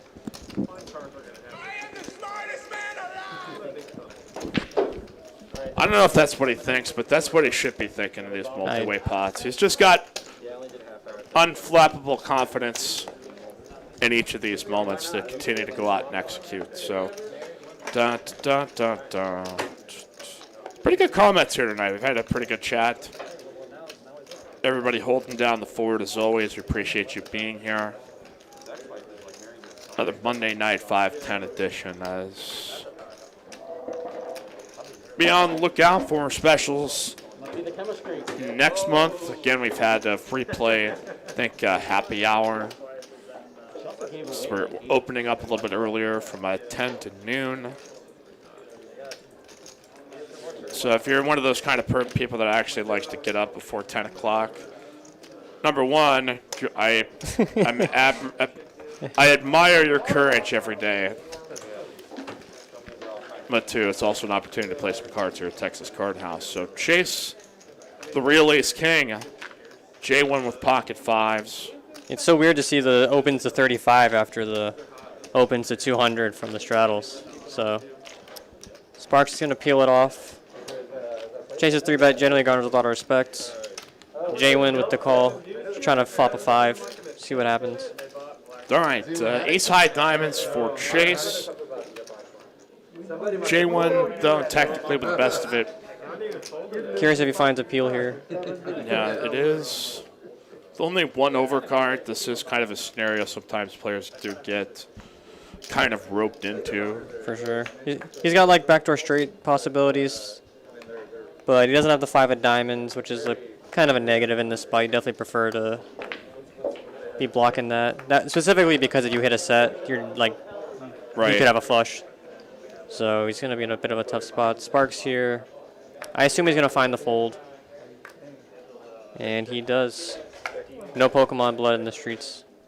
Jared Tressler, announcers, where's the real money maker, not the amateur? I'd imagine he's probably, I think he's got some new agreement that he's working with Berkey and Tom Wheaton and some other above the felt company. So, yeah. So he's got a new path he's on. So I believe they're going to be in Houston this weekend for a tournament series down there. So there you go. It started off with a sarcastic mock and then answered in a serious answer. So that's not something we could say always on the show. Yeah. Okay. $25 super chat again from Jimmy Bluffett. Thank you. We've got the 50 from Boots, it looks like. John's going to find the fold. Chase sees a multi-way situation brewing. He's going to get in there. King 5 of hearts. That our friend Elsinore Brewery talking about food that he make during home games. That is kind of a nice part is if you are able to have like a friendly game. You can go all out on having a fantastic lunch or dinner. Yeah, I would almost be kind of curious, what's the greatest home game dinner you've ever experienced? For me, it was like lobster, but I've definitely been at some that have sushi. Uh-huh. So if you're a big fan of sushi, then you're just going to be... All right, so we've got ace-queen 4-3 suited, which is the J-win hand, but it is with boots and a chase here with top pair. All spades. No spades from the pack. Chase betting top pair. Looks like it folds through pretty quickly. Shows a king. Another he just multi he just machine. knows. He just knows. Ethan, the Lottie line low, the chase line high. This guy rocks. We continue here, TCH Live. David Brailer. Hey, Mike, TCH Live. We've been back from South Korea. now stationed at Fort Polk, Louisiana. Hope all is well. Glad to see you were stateside, and not know if you were able to make it out here to TCH for a hop and a gather. But glad to know you're here. Longtime fan of the program. Just a check in from South Korea all the time. So always get a kick out of our international viewers. Just always usually an interesting story attached to it. So as we continue TCH Live Monday night edition.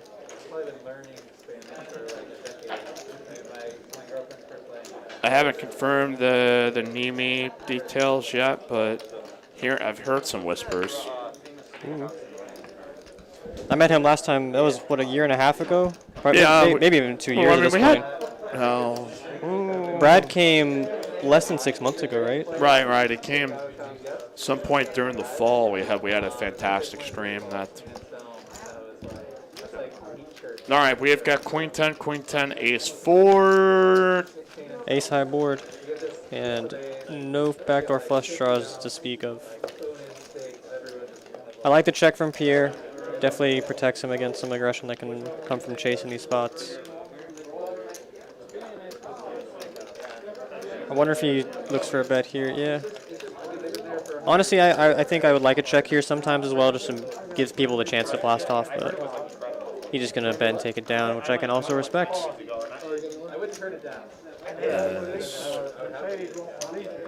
And I think we've got some more straddles coming. We'll see. Yeah, this is generally the end of the table where we see all of it happen. Yeah. It's this exact position. So yeah, when the button's in seat 7 through 9 is where we see the action take place. We've got the 20. Come on, Pierre. Come on, you can do it. Oh my! I guess it was a one-time thing. They're just divvying it up, just trying to stay balanced, you know. Yeah, just a 5, 10, 20, just a casual. Everyone's got about 200 blinds or more, some close to 500. So you know, game's gonna play deep no matter how many. Until we get to the 160 consistently, it's gonna still be a good game, and not all in spree. Jimmy Bluffett saying the best home game dinner I've had was a Vegas guy, and the game was a sous chef for Wolfgang Puck. He made us all $1,000 burgers. Now that's a great story. That's a great story. I'm looking for cool stuff like that. It doesn't have to be, I mean, not like a show off or anything. It's just the poker world will open you up to experiences you might not have imagined otherwise. For sure. Pierre's going to open, get called by 3, and then 3-bet by John. We don't see 3-bet super often, so you got to give him some respect. He's going to find the fold. Sparks looks to be finding the call. And I don't expect Boots to fold in this spot. Yeah. So we're going 3 ways. 660 in the middle. Or, I lied, 870. Yep. All right, here we go. As we go multi-way without chase. And Sparks outflops John. But John does have the ace of diamonds. Got a $600 bet from John. Curious to see how Sparks plays this. He's got the queen of diamonds. Yeah, he could opt for a check raise and try to take the lead on this, but typically in this spot we generally see calls, but yeah. When you're this deep and John can still have aces and kings, I think you definitely gotta just try and minimize the losses. And yeah, you're pressing the brake pedal here first before you decide to potentially accelerate. And 8 of hearts here on the turn, so Jack 10 gets there, I guess, in theory, but that's probably not a hand Sparks is sitting there expecting John to be 3-betting in that position, but yeah, I think Sparks is definitely the one to have Jack 10 more than John in here. We got another big bet coming out from John. Looks like 1,000, maybe slightly more. 1.3K, yeah. So just over half pot. I expect Sparks to peel off 1. At least one more. 1,300 bet here. Chris Sparks, author, performance coach, online poker legend. Now adding a TCH Live legend here to his resume as well. So going to make the call here. So just got to dodge a king, and he will do so successfully. The world is your oyster here now for Chris Sparks. And again, could try to induce John to go one more time. He's not going to bite. He will go here to showdown. Big John, unfortunately, is going to be on the losing end of that one. But actually a fun fact about Big John. He was on our first ever test stream, how we ever did when we were first launching the stream. Did maybe a half hour and 45 minutes, an hour. But I remember a lot of those 5-5 guys had just kind of hopped in to get the early glimpse of what has now become really fantastic here for Texas poker. I keep hearing from guys saying they go to Vegas, go to Florida, people recognize them. So I'm glad that we've been able to at least make some kind of impact and shine a light here on Texas poker as it continues to, really go new directions here in the state of Texas. So we've got a dealer change, so that means it is single board bomb pot time. Typically here at TCH, again, your double board bomb pots. But here with the RFID stream, it's really the only way I could do it kind of logically straight across is with one board, but with Pot Limit Omaha, as you've seen time and time again, there's still opportunities for fantastic action. So Jimmy Bluffett making everybody hungry, talking about his $1,000 burger. So speculated it was probably more like $250. But that's kind of like one of those things that it's the experience of it is included in the price, whether or not all the ingredients all together equals $1,000. It still could be a very good burger, but it's. I'm not sure if my experience would get ruined if you had to try one of those fancy ones and came up thinking what a burger a little bit better. So, all right, we've got Chase getting massage, maintaining his all-time lead of massages by Texas Royal Touch here. Of the Victoria, as always, you can follow them if you want to get licensed massage therapists in your room or know where they are at located. $1.50 a minute throughout a lot of the card rooms throughout Austin. So at Texas Royal Touch on Instagram. Hit that like button for us and click subscribe. As we continue, Ace King 8. Looks like 2 pair for Rob on the bottom side of things, but Chase with a garbage 3 10s in his hand.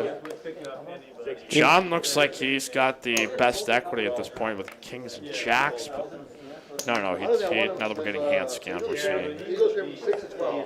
Got J-Win with an ace, and that is just over a third of the equity in play. And Chase with the 3 10s. River's a straight. What the hell is that? What happened here? Okay, Chase with a 10-7. I was going to say with 3 10s. With a 10-7. That's crazy. I was going to say even Chase couldn't find a way to win with 3 10s, but he somehow does once again. Yeah, his advantage goes up now knowing he's against 9 other players, not just 3 or 4. So yeah. John going to call just in case. And hey, we got good friend Casey here in the chat. Yo, what's up, Mike and Aaron? What's going on, buddy? Nice. We keep rolling through Monday night. 5-10 edition. Boots fresh off the plane, hopping on into the game. Otherwise, pretty standard lineup here for us, but a lot of our favorites out playing out in the Florida streets. So we've got some other fresh faces here. Slicer, I'm not sure if we've ever seen here before amongst our big winners. Yeah, we've got a good mixture of new and old. We've got Chase, old reliable. Love having him on the stream. Sparks, just a crusher. Makes very good decisions. It's a pleasure to watch. It's nice to have Boots back. Rob, we get to see it for the first time on the 5-10 streets. Stepping on up here. So we've got Carlo in the chat. What's going on, dude? You've got the Lottie line going up a little bit. You see kings for moneymaker +2. He's trying to hold the line as... He's got to be careful. Can't go too wild. Open to 140. crazy. I think we got the 5, 10, 20, 40 from the looks of it, so moneymaker's actually under the gun. I'm not really sold on 2 of them. And it looks like he's getting all the respect in the world. I need to try to find a way to make some Lottie sound effects, so... Man, we should. I think you're about to pay copyrights on those to him, so we got to look into that. Cool. All right, Chase going to call, Yeah, fuck and he's going to flop a gutter here with his queen 6 off. Again, the 7 deuce game is on. Don't know what the exact bounty is. We've not seen anybody try to go for the juggler just yet, but it is. That is that a check raise? No, he just No, he leads. just went ahead and let it All this right. year. As His lead's pot. All right. And he's got a call. So that game, I had a And on, Chase is now has the best opportunity to bluff with the ace on the turn. The line was 7.5. The line was 7.5. And he just knows exactly where moneymaker's at. He's got an overpair. A ton. Like He doesn't have an ace. $20,000, and I was happy with Tyler. he is going to get him to fold out here. So the fearless Chase, getting a massage, taking down pots. Coming the epitome of success here on that TCH Live. As it is going to get the fold out. As Lottie says, you got to get me in the booth if you want the drops. I was trying to listen to the episodes that we've done to see if I can just clip a soundbite of just saying coffee, call, New York. Okay, but all right, next hand here, 5-10 edition. Dallas stream tomorrow night. Again, we run cash games Mondays and Thursdays in Austin for the live stream, Tuesdays, Wednesdays for Dallas. And it's tournament weekend, so tournament Saturday in Dallas, tournament Sunday. As congratulations, George Bronstein, the Bronstein Bomber, winning the Step 2 monthly main event last night. A heck of a comeback, as he was 6th out of 6th and wound up winning it all, so he is now our second winner to step into the Step 3 semi-annual event for the right to go to the WPT Steps Championship. You can compete in our Step 1 tournaments Sundays and Tuesdays here at Texas Card House with our monthly main at the very end of the month. So we will have a 3-bet by Sparks up to 260. We had Slicer open, Rob calling between with a 10-9 of spade, and Chase seeing multi-way action, does not want to feel left out. I think unless Chase calls here, he's going to go fold through. But if Chase calls, then there's a decent chance that... Yeah, we may have to fix some of the equity splits here. Chase like a 50% favorite, right? At the minimum. And Rob's still going to find the laydown. Not a bad play out of position from the initial, from the 3-better. Still a hand you want to see some flops with, so... Could go either way. Long Island. All right.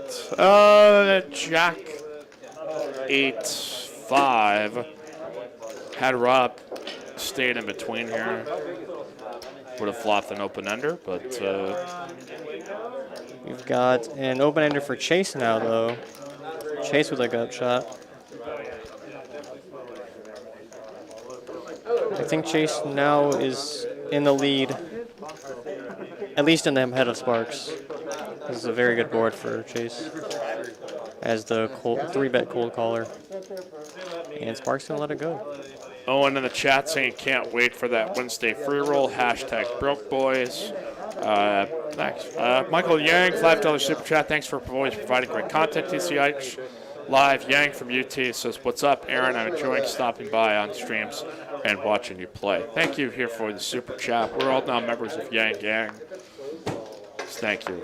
Appreciate your donation. Crush that like button. Seek and destroy the like. Leave us a comment if you're watching here on the archive. You can also ask any question to like here in the chat.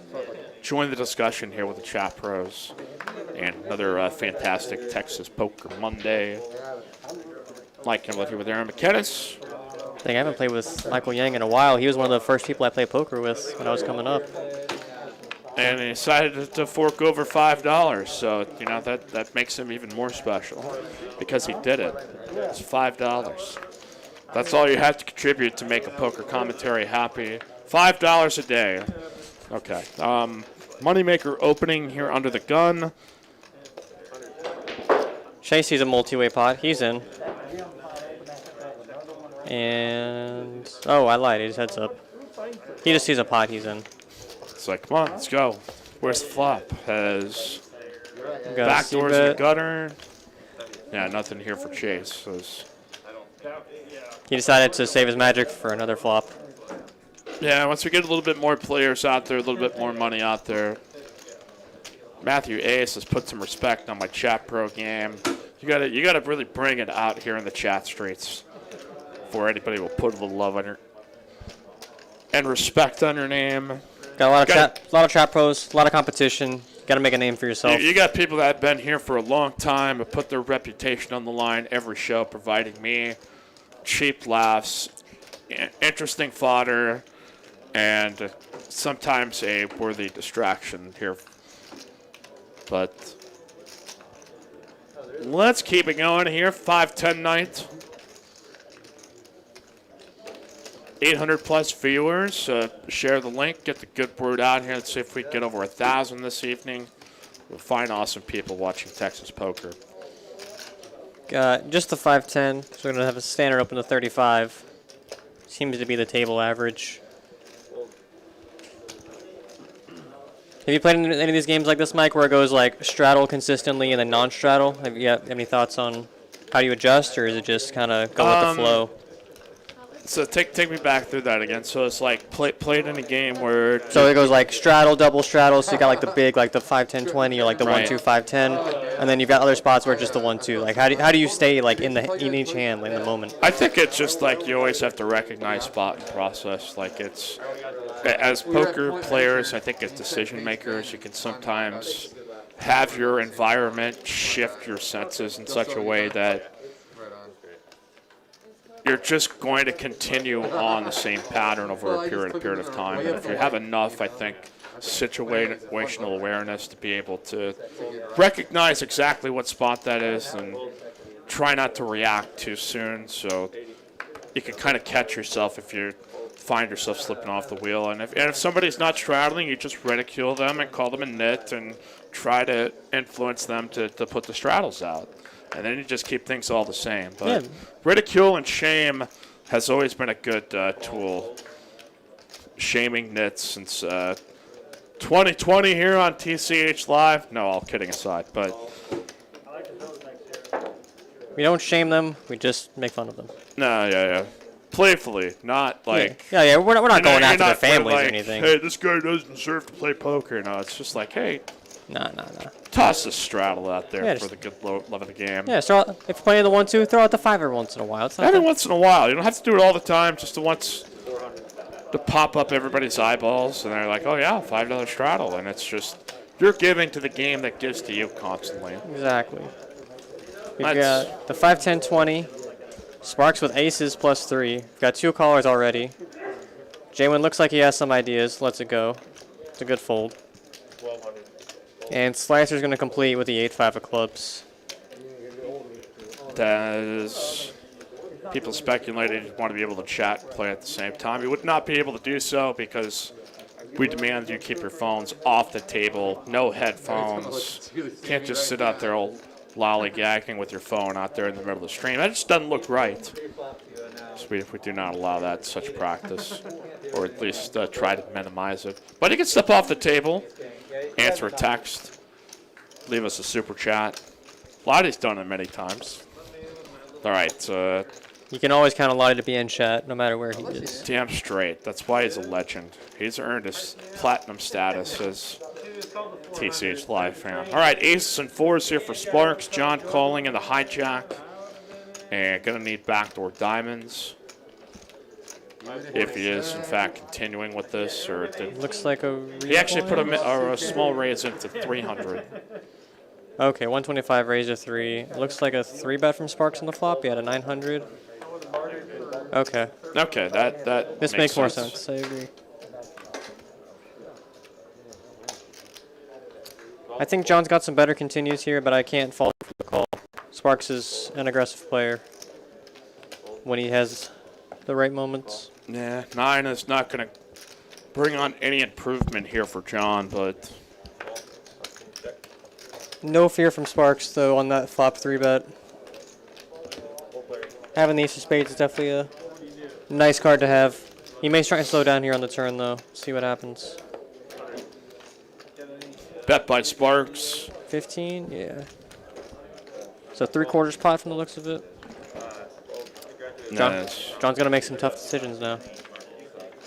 I mean, it is possible to step in between hands because sometimes you're going to get one that plays out or, yeah, it's going to take a couple of minutes to go across the street. So I know when I played, I just glanced briefly and I just stepped off the table after I made a fold just to kind of be like, oh, okay, how did that go? So sometimes it could be a moment of reassurance, but you can also, you could step on in there and you could have some chat pro calling you a donkey and this guy should quit poker. Like, no, that's, read the comments at your own risk. And you can add a funny voice to it if you wanted to just kind of dehumanize it to a degree, have a sense of humor. Okay, all kidding aside, as Did I hear you say earlier, John, that what did the most fun part of doing the show, Aaron, is doing the chat pro voice when you get the moment to arrive. Don't want to oversell it. It is for special comments. I will let you be the expert on that one. I'm not going to try. Yeah. you know, like, do you know anything about it? Mo the Cat, TCH, it's okay to degenerates. We net's the best you can get for giving us all your monies. Mo the Cat, ladies and gents. Welcome back here, friend. All right, we have got top pair for John. Not a damn thing in the world happening for everybody else here. So John will get an easy one. Let's see, Jimmy Bluffett, cool kids called Jack Jiggities. Well, out here in the TCH live streets, they are Judies, and we will speak it to existence until all the poker world calls it Pocket Judies. So I'm not going to lie. I'm partial to Jiggities. I think it's really funny. But I will respect your claim. you know, we got to, it is kind of more of a local term. Jiggities can be the national term, but this is something near and dear to our TCH live hearts for the call of Judy. One of our people's champions to a degree. Mike Gimble, can you translate that, please? I don't. Oh, I probably have Mo the Cats. Oh, I'm going to have to do a deep dive on it after the show. Raise up here by Boots. Let's go to a game this year. Jason Lopez, how does it feel to be completely overshadowed? Have they had a stream where they've had more viewers on it than ours have? It's great action up there, but don't kid yourself. Like, We've got Mike Jungblutt. He's running the stream. That's the one separator too. Yeah. So. They don't have them up in Dallas, and until they do, I'm partial to Austin. That's all I'm saying. Just trying to bring out the truth, and I hope those boys do well. But Yeah, we have no had shade. the streams with the most views on it. We've had a long head start at his chase. Got to raise 3-6 of clubs from the looks of it. Seems about right in his wheelhouse there. Yeah. Yeah, much love to Dallas, but Oh yeah, I like Austin. Yeah, no shade, no nothing. Yeah, see, we're not even like in competition. It's a complimentary piece where like people are going to continue to find our streams 6 times a week. There's a big advantage to being able to pour out content like that. That it's like, Yeah, one stream grows the other one because they're all on the same channel. So yeah, there's been people that have popped in from here that I've not seen otherwise, and you know, hey, we're just here for the fun of it. Dave Dantes here popping on in the chat.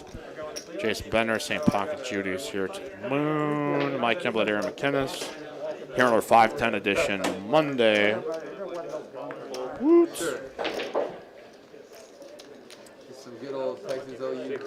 I mean, like, you know, our Owen stream reached like 1,200 viewers. I know when we had the Sulphur Wire, we're like 1.5. So it's like we've been to the summit. So we've seen a lot of really fantastic things. So Yeah, and the peak is growing. Like, yeah, no kidding. That's the fun part of this. Yeah. It's just going to continue to expand. Like, I just don't see this shrinking until I have a full Brockmeyer-esque meltdown. So, just always a small percentage of happening at the wrong day. But no, I kid. We're going to have a turn bet by John, second pair by Sparks. Got a lot of good rivers, and that is one of them.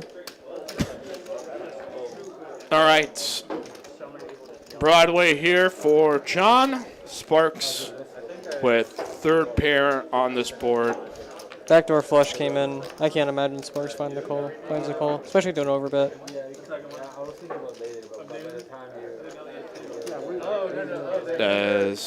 Yeah, John put the $500 bet while we wait for Sparks to decide. We've got a $4.99 super chat from Bones. Says Boots was escorted out of the SHR for winning too much, among other things. A real legend. I wish I had more articulate words to describe how awesome Boots is just as a dude, as an entertaining figure within this community. One of a kind. I think I made a mistake by coming home early. I didn't get to hang out with Boots in Florida, and that's... You live, you learn. You know, sometimes you just gotta... I may have saved money, but yeah. I think it's an experience that you need to have sometimes. I'm excited to see. That's bet by John and a fold by Sparks, so we'll scoop the winner. And yeah, Carlos says Boots is a legend. That is a fact. Two young dudes. That's Skinner, bad beat jackpot amongst all our clips, now over $31,462. Yeah, SHR is the Seminole Hard Rock. Yeah. For whoever was asking. Yeah, I was trying to figure out, like, okay, what was the, Every time I see it, I think Super High Roller because of the Super High Roller pool. Right. But now I've had to readjust. You've got to be able to be flexible, but... Yeah. Too many acronyms out in this world.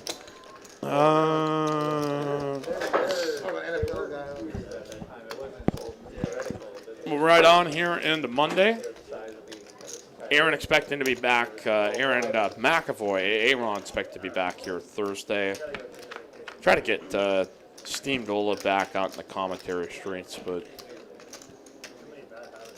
Chase picking up Ace King for a second time tonight. Gotta open it up. Only a second? It feels like at least 4, 5, 6, 7 times. He's had 6-3 suited as much, and Okay. probably one more with it. So I don't think Ace King is gonna matter to his win rate. That is true. Yeah. Jeremy gonna peel the button. I'm looking at Sparks to find something and squeeze here. Do I know him or what? Yeah, I feel like it's coming. On this like no other. I expect it's folder rate. That's all I know. And if he proves me wrong, then I'll just head out. Yeah. Okay. I'll probably have a soundbite ready for it. All right, here we go. Sparks going to put in the 3-bet here to 400. I think I would like it a little bit bigger, but I like the idea. Chase is going to put in the 4. Looks like something around 1,000 plus 1,200. Oh, wow. And I think it's just going to go fold through. But I don't have it. Back here to Sparks with the awesome sweater. You need to understand that everything you do at the poker table conveys information. All right.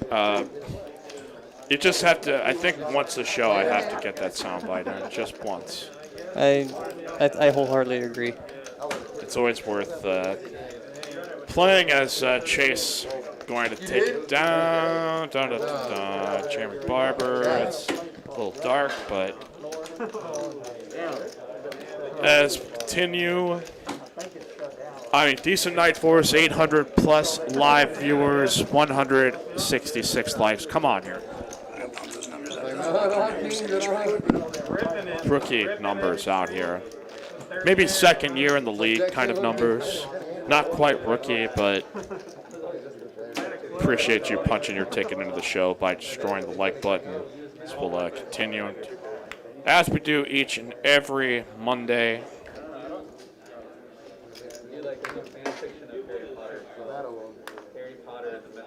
All right, here we go.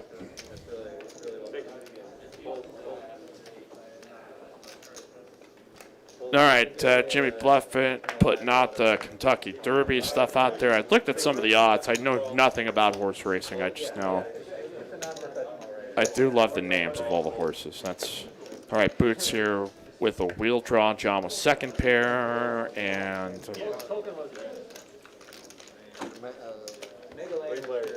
not much else happening for anybody else. So John going to make the call. Does have some backdoor hearts with his pair of fives, and there's one. Let's see if it goes check here, or if Boots with the lead. Or he was already the leader, I apologize. Right. And then we got the raise from John. wow, gonna put it in here for 400 to get Boots to fold out. Does another winner chicken dinner here for John. As what else we got going on? So again, Fridays here at TCH, it is ladies' night, 50% off your hourly rate. Which leading into the weekend, 2 tournaments. May not have had a chance to know this yet, but again, it's a $3K guaranteed to first place in our $100 second chance tournament, and then our WPT Step Series, our 7K guarantee freeze out with the final table live streamed each and every Sunday. I'm here taking you from start to finish, and invite you to tag along with us as well. So 3-1-2 no limit tables happening. A 2-5 game going on as well with our 5-10. Just another Monday night here for us at TCH. As Chase calling off the 20 straddle. J-Win's going to also find the call. Sparks, King 10 suited on the button. Good hand, expect a raise. It's like 150. I like the size.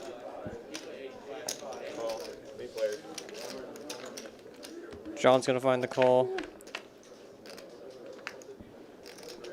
Yeah, I should incentivize Chase to come on in here as well. So, And yeah. Yeah, Jay went pretty snap decision most likely for him. As 2 other callers after the razor, it's like, okay, time to go fishing here with pocket 6. The only issue with a hand like that is you don't want to open pre, and then when you limp it, it's kind of a face-up spot. So we'll see what happens. Queen 9-4 with 2 hearts. Sparks here with the best potential draw. John here with top pair. Chase with the raise. Because why not? Oh, sorry. Oh, I apologize. It was a call. Okay, because he got second pair. So. Yeah, he's got some equity. And I feel like this is a hand Sparks is going to look to raise. If he's going to have any bluffs in this situation, this is it. See if he decides to pump this up a little bit. If so, I expect 900, 1,000-ish. And that is 1,000. I can't imagine John is going to find the fold here, just in this spot specifically, but especially with the Queen of Hearts, makes you feel pretty good.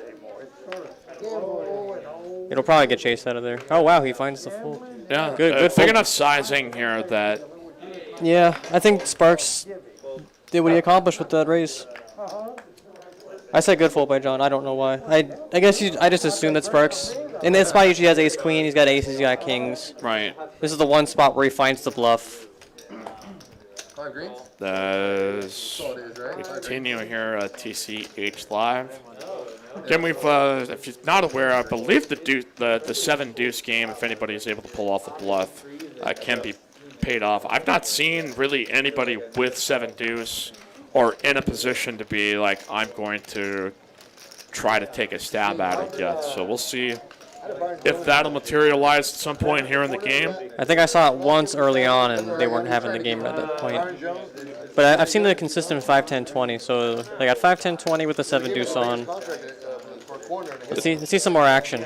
Eventually, it's got to arrive. I agree. It just can't miss it. And it'll be glorious. quarterback and like Fantastic left heroes. tackle. Whenever I hear them, it's good news. God damn it. We've got boots. Is he putting the 3-bet or just the flat? Looks like a call. Yep. Yeah. Flash, And Chase with the suited ace. corners. I expect a call. That stupid spade had to draw me into the 3 ways, 2 ace highs, and a king high offsuit. All right. Gutter ball here for Boots. Top pair for Chase. God dang it. And we got a lead out for half pot. Oh, a full pot. I apologize. I only saw 1 black chip. And I think Boots calls 1. And either improves or picks up equity. Oh, God. That counts. Extra payment. Case saying Slicer is farmer. Okay, that makes sense. It's tough with the mouse because sometimes more features you Got me can with the don't be a pussy. distinguish than others. So if I'm not showing my burnout, I don't know what else will. So keep it moving Pretty nuts. on TCH Live, Monday 5/10 edition. Well, we got about 2 more hours to go. Cruising up on the likes. Almost over to 200 here at this point. And, well, trying to see what else we've got going on to keep you guys in the loop. What's happening again? The Bronstein Bomber winning our Step 2 monthly main event last night. And congratulations, George. Next monthly main at the end of May, which I believe the last one will be May 30th. Be there to stream. Okay.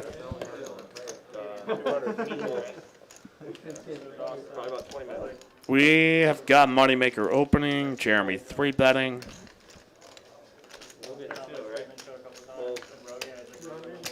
And the first pair of Judies here for Chase.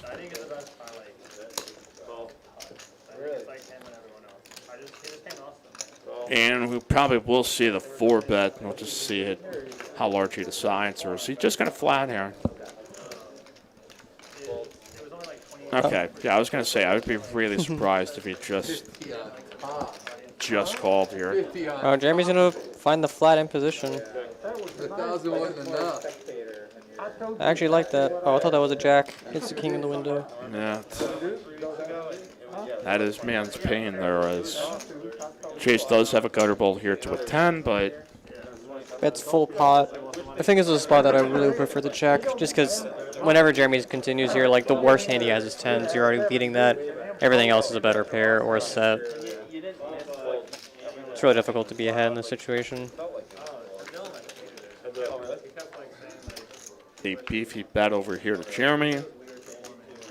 And he's just gonna put in the smooth call. Yeah, with the bet size used on the flop, you're only gonna have a 2 SPR on turn. Really easy to get money in by river. No reason to raise.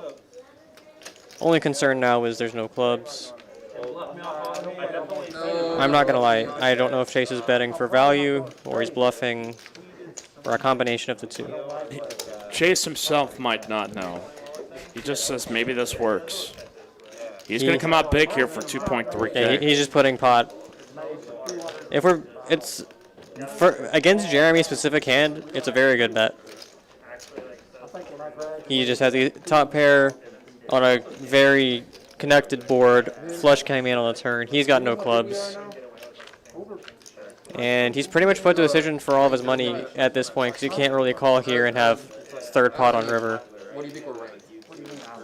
The biggest city. Looks like Jeremy's trying to pick something up here.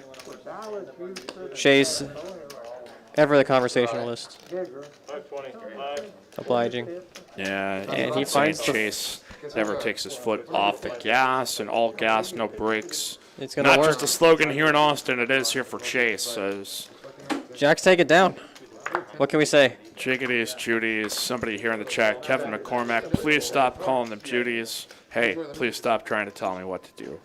All right. Sparks here with 15K, Slicer. Simple rule here, Aaron. Don't tell me what to do. Unless it's a helpful, good suggestion. Then I'm kind of open towards that. But we'll continue. 510 edition here. Unless your name is Super Producer Carolyn, Yeah, stay exactly. out of the way. Carolyn has authority. You know. So we've had a healthy dose of straddles here throughout the evening. Slicer with the 60 open, +1. Can't say much more. He's getting back in the mix. I apologize, what we're saying. No. We had a $4.99 super chat here from Nick from Yuma. Jimmy Bluffett, Dono Challenge at Mike Gambler. I challenge you to an academic decathlon. The industry, my friends, was a revolution. Casey also bringing up a point I have kind of. Jiggity sounds somewhat racist. It doesn't. I just don't. Yeah, like I said, I don't love it. But all right, top pair here for Chase and Slicer. And Chase going to lead out only half pot this time. Slicer's going to put in the raise to 300. Don't know how I feel about that. It's not bad by any stretch, but I guess just based on what we've seen Chase lead out with, it can't be too bad. You got top pair. What could go wrong? Yeah. Unfortunately, Chase just has you outpipped, and it's going to be a rough ride moving forward. No kidding. Especially when you're 12K deep. And he 3-bets flop and Slicer folds. All right, since we got the $4.99 super chat here from Nick from Yuma, I will play the sound effect that he was looking to have heard. But the industry, my friends, that was a revolution. Mid-high football rules! See, I can be persuaded and bought very easily for $4.99 a piece. So, all right. Chase is rocking, says Ethan. That is the truest statement I think ever echoed here in our chat. Mike Yamadir McKenna, super producer Carolyn, as always, here second, now into the third hour of the show. Marvick plays at Mike. How much do they charge for massage? $1.50 a minute. Cure what ails you. Jax here for John. The Judies, if you will. The Judes. The Jude Laws. Got a call from King 10 and Reddicks. I like calling him the JJ Reddicks for the most part because he has a special significance in rant history of this show. One of the best Bones rants that everyone totally hated when we did early in our 5-5 stream. We're just like having fun here. TCH Live is growing. And we're like, hey, let's have a debate about Reggie Miller and turn it into a JJ Reddicks. It was. Some people really backlashed at it, but it's one of my favorite comedic memories of the show. I need to go back and find it. This sounds amazing. Yeah, it was totally ridiculous, but it couldn't have been in like one of the first 3 shows that we ever did. So Jamie's 10 is not going to prove. John's pocket jacks is going to take it down. So yeah, if you remember the Reggie Miller debate on this program that we ever had, press 1. I just want to see if anybody remembers it, because then I know you're a real one. You've been a part of TCH Live history, so. And Casey reiterating his love for JJ Redick in the chat. Always a pleasure to have him, both on stream and in chat. Absolutely. As move on here to the next hand.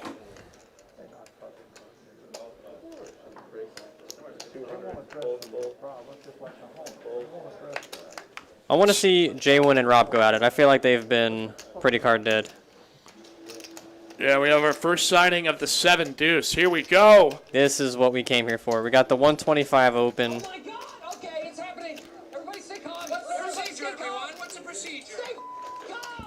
All right, 7 deuces in play here. John going for it. Got the call from Chase because he has a hand. It's King Jack off. This is actually a good spot to call. The great goes all in. The Jack King off. He's got a flush draw on an ace high board. If the 7 deuce was ever winning, this is it. Got some roly-polies from the bet. Chase is certainly not going to fold here this spot. Stay loose, play 7 deuce, says Nick from Yuma. Very good, very good. All right, spade turns Turn. here for John. Who needs to bluff when you can just turn a flush? We've got a, what's this, like 60% pot bet? Yep. And a call, and then a brick river, and a $1,000 bet. John's gonna win the pot and the ante. And what a life. I think honestly he does earn the coin sound effect here for this, because Chase may tack on 1,000 in earnings here if he's not a believer at this point. And the 7 deuce game is alive and well. And we know John here with the best fit, but can he get Chase for just a little bit more? And he finds the call. Yeah. And he's like, well, you won't be able to catch the chips out. What? We cannot have an absence of the coin sound. It must live in infamy. And it looks like it is a $50 ante, so cool 450 on top of the 2.8. He just won in the pot. hey, we've got a $10 super chat here from JTN 1968. I love listening to TCH live in my car. It's not the same as posting in the stream. Really? Usual suspect 499 says Gary C was just 86 from the Brigada for touching some dudes. No.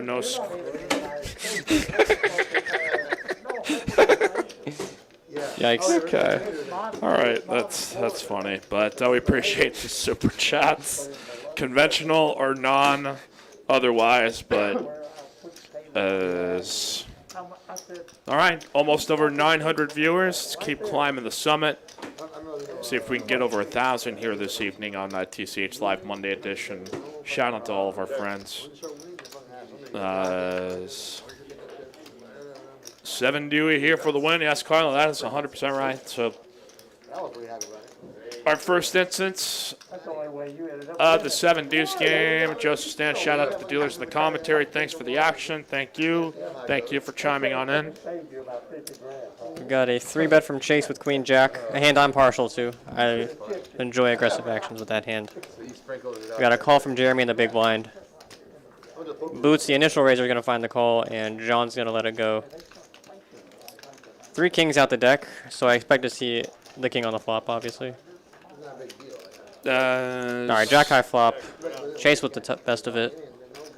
We've got a second pair for Jeremy and a gut shot for Boots. Oh, did John find? Okay. Yeah. We're caught up. Club draw on board. No clubs available. Chase bets pot. Jeremy's gonna peel one off. And Boots gonna find the fold. Gonna go heads up here. Chase for the best fit thus far, but 6 of clubs is gonna peel off still. Chase for the advantage and fire. I think Jeremy's trying to get him back for the ace king versus Jack's hand. I see the glimmer in his eye.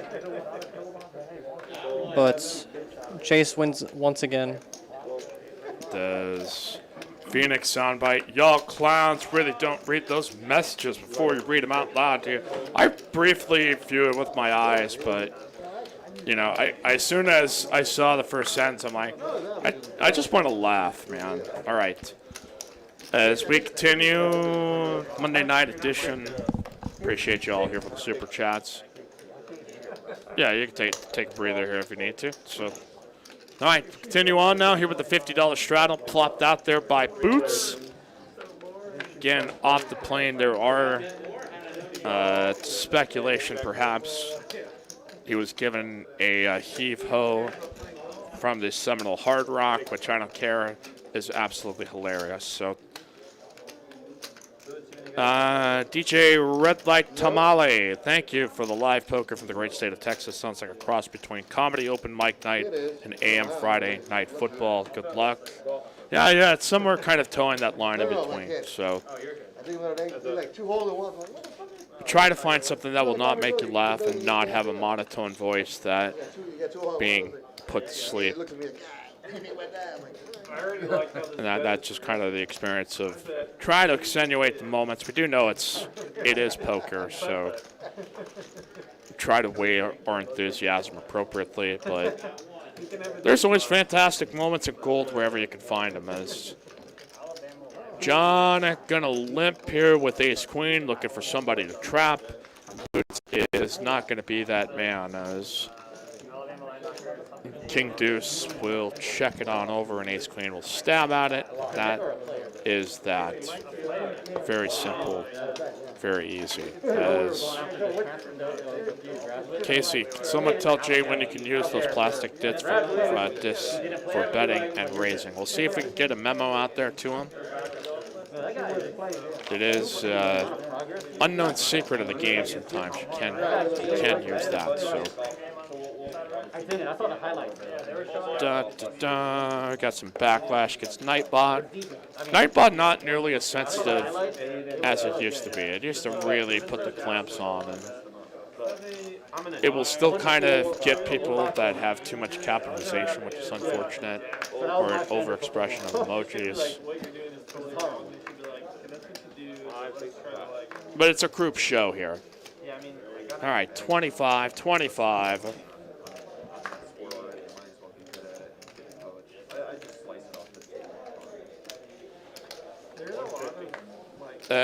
So raise up here by Moneymaker here to 200. Here to Slicer. He's going to make the call here in the cutoff. Now here with pockets. Okay. Hey, we gotta get your mic back on here. Or? Okay, there we are. All right, we're back. Other Aaron, AA Ron, 2 AC. Try not to find any nickname that doesn't sound insulting. So we got Boots with the 7 deuce. Yeah, it's just. Yes. Here we go. 7 deuce game. That is. If Boots is going to have the opportunity to take the upper hand on this. Nobody has an ace amongst the multi-way crew with no chase, so that just opens the door. I think this is Boots' pot to lose, if he wants it. Come on, Boots. All right. No, but you're not gonna win with 7 high, my friend. We gotta make something happen. He could just bet river. So 7s and aces the best, but Boots seeing no upside and trying to go for it through 4 players. I bet if he was more late position, I think he needed to do a little bit more easier to have tried to take control of this, but it just. Yeah, I think he needed to go for it pre. That's the main way you win with this, is just the pre-flop aggression. JTM with a great suggestion. I made it to create an account for my dog. He does watch the stream, and he can smash the like button. So, yeah, it is. Especially if you have a service animal, too. I'm sure they're capable of it. They want to make you happy, and that's something maybe potentially you could train them to do. How realistic, I have no idea. But Monday night on a TCH, if you do want to play on our live stream, again, you can email us, tchlivelist@texascardhouse.com, or text 512-843-1971. You might have gotten that poker bug. You saw a big tournament happen out there in South Florida. We got one coming up in Dallas in a couple of weeks. It's a $250K guaranteed tournament, so I know for all you traveling out there, it's getting towards that May travel time of the season. You might want to get out of the city, participate in some cash games, some big tournaments. So come on out there to TCH Dallas. Check out the website at texascardhouse.com. Nick from you in chat, is that a Pikachu on J1's chips? That is. We've got the local regs, I don't know what you want to call them. The local players, they've got their pride invested in these Pokemon. The rule is if you lose over $5,000 in a pot, or you get stacked, one of the two, you lose a Pokemon. And as long as they have one in play themselves, it is a valid pot.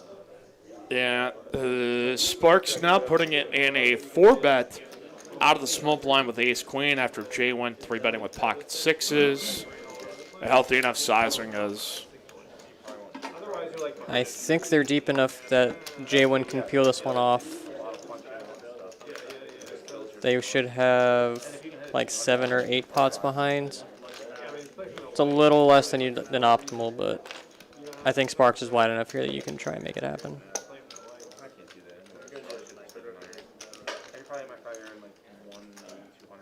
There's a decision back here to J1. Gonna make the call. Go heads up. And here you go. 7-5 deuce. J1's got a heart. Sparks has none. That's kind of a callous thing to say. That's all right. No, never mind.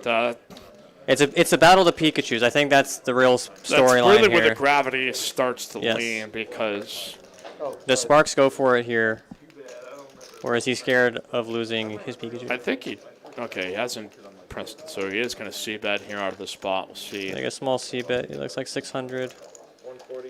I like how his is guarding the pink chips. I think that is optimal placing from Sparks. Bet is 600. Now over here to J1, who is... This is close to the best board you can ask for with 6s in a 4-bet pot. Raising is definitely a bit ambitious into the uncapped range, so I like the call. 6 of hearts turns, which does give him a straight and a flush draw. How realistically he views that is something he is going to continue with. Not sure, but you know, he did play a hand in our Thursday stream where he check raised Beardsow, aka Bryson, not Bryson. Everything but his actual. Yeah. Did I spill the beans? But anyway, he check raised on a like 10-9. I don't know. It was like a 9, some kind of hand where he had a gutter ball with 6s and check bombed all in on Beardsow after like an ace turn. Beardsow was just like continuing down 2 streets with like king queen suited. So yeah, J1's definitely pumped up the aggression in the past few weeks that I've seen. We got a check back from J1. I like it. Especially when you're this deep, you don't want to try and play an all-in pot with 6s. No. Getting check raised here would be disastrous. I think it's up to... Yeah, he will hold his hand down, so sometimes it looks like he's already checked. Yeah. But these two guys both generally... very the deliberate. more calculated decision makers are going to take their time through some of these spots. I think Sparks definitely can have some overpairs here. Like, he would definitely check the ones without a heart when the third heart comes in. And J1's going to check back and win. And all he does is win, win, win. No matter what. Is that a lame joke? That probably... I think it's on my scale, not my strongest. But DJ Khaled references are always appreciated. Decently. Hey, we had Stephen McIntyre in the chat saying that he was playing earlier today, Chat Pro and Legend. Usually watches outside my porch, but apparently not good enough for that anymore and remains out in Florida. So if you're enjoying the show, crash right on into the like button, light up the like. Trying to think of anything else specific to Florida. Leonard Skinner, your way into the like button. We'll continue. Raise up here by Slicer with the King 7 suited, late position. Right there in the low jack to 60. Sparks here with pocket 3s, and again, these stacks continuing to build. 70s in space would have been sick there, but...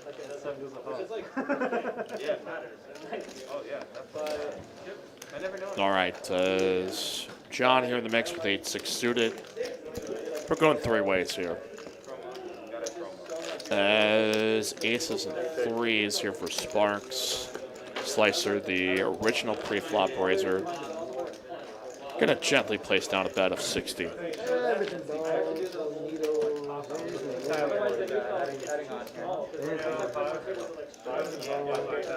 Back over here to Sparks is seeing a relatively inexpensive price continue. We'll take one more card. And his hand gets immediately counterfeit. Aces up with a king here for Slicer. Sparks in back-to-back big pots.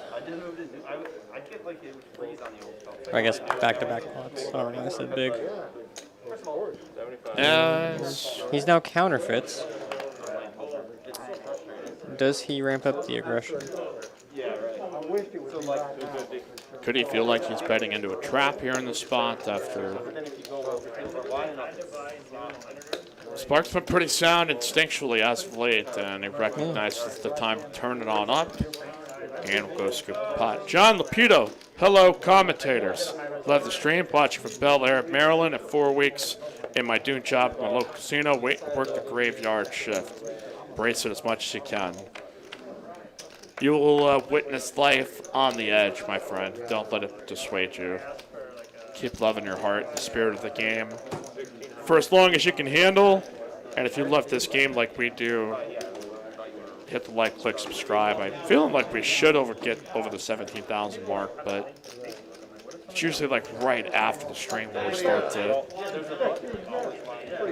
gather people here. So I'm appreciating Chat Pro Bones here tonight, providing some extra insight. So this is a mandatory bluff here for Sparks. Laying the truth. He's not here for the subs, he's here for the truth, as used to be the tagline for our show. And then we became about the subs. I'm not going to lie to you, do like the subs. Also the truth. All right, 7-6 suited here, raised by J1. It looked like it was over either a straddle or it's a 3-bet. I think we're behind on some of the action. 150 is a pretty big open for this game. Yeah, Chase open to 60 or 65. Pierre with the 10s. 4-bet to 600. Chase open to ace-3 off under the gun. Gonna find the fold. This is a bit different than the situation with Sparks. He's a little too shallow. Peeling 7 high, even in position here, seems a bit difficult to maneuver. Casey here for the troll today. He's here for the trolls today. That's a job daily that we accept all comers. It's actually appreciated, especially from him. All engagement is things that just fire up the algorithm. All right, Jimmy Bluffett says my buddy Blair Hinkle and Houston Great Ray Henson are 15th and 16th in chips, 25 left in Florida. So GL, the Ray Henson, well respected around the Houston parts. I've not met him, but it is a name pretty familiar with. Okay, Chase straddled, so it's just a 3-bet. Okay, okay. Sometimes these hands move quickly and the actions move quickly. Yeah. So J-Win peels an open ender. Pretty ideal situation. If we're being honest, I think it goes bet, and jam wouldn't surprise me. Just because stack sizes get kind of weird if you don't. Yeah, or at least if you make it 1,200, Pierre has 2.4 behind or 2.8 behind, and the pot's like 4. It just seems like a weird spot. Yeah, peeling I mean, works. you could find yourself in a spot where all the money does peel in, and that is kind of a card that could potentially do it. There's straight flush draw here for J1. You can maybe find some scenarios where it thinks maybe a 7 or 6 could have some showdown value in the end if he pairs up. So checked to him here. Will they try to barrel at this? And if he does, I like the all-in Pierre if come it along? happens. I apologize. No, you're good. You're good. I say I think I would like the jam from J-Win here. Balance out some of your ace-4 suiteds that you have, some of your spade draws. It just puts a lot of pressure on Pierre's ace-highs and hands like 10s. Because now we're in a spot, another over. You don't really put J-Win on a jack here. All the draws bricked. It's going to be very difficult to get Pierre to fold in a 1-to-1 spot.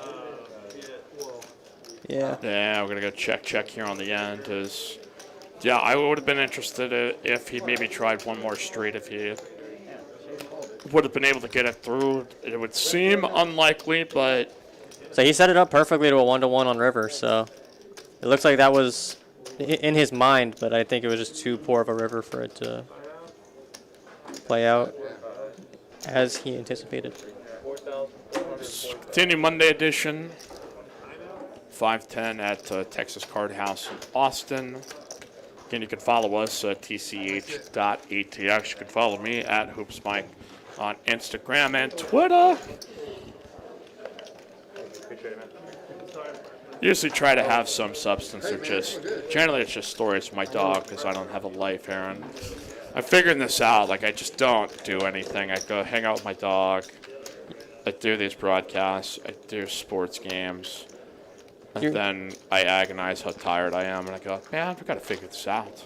Your dog is worth discussing regularly, so... Yeah, I mean, it's like if he was an ugly bastard and a dick, I would probably keep him more of a secret, but he is very sweet and genuinely lovable. So Sparks got a 3-bet here to 140.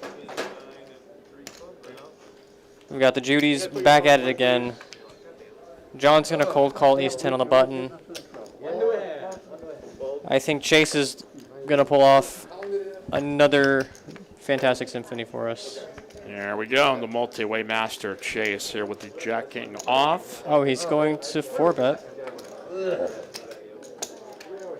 He's getting the head massage. He's feeling himself. We can't have Jack-King off without doing our Great Goes All In soundbite. Hey guys, it's your boy G-Money. Welcome back to the poker vlog. Mad shout out to Great Goes All In. Very funny. Great Goes All In, and Jeremy's going to put in the cold call. Now the action's on Sparks with a bit of a decision.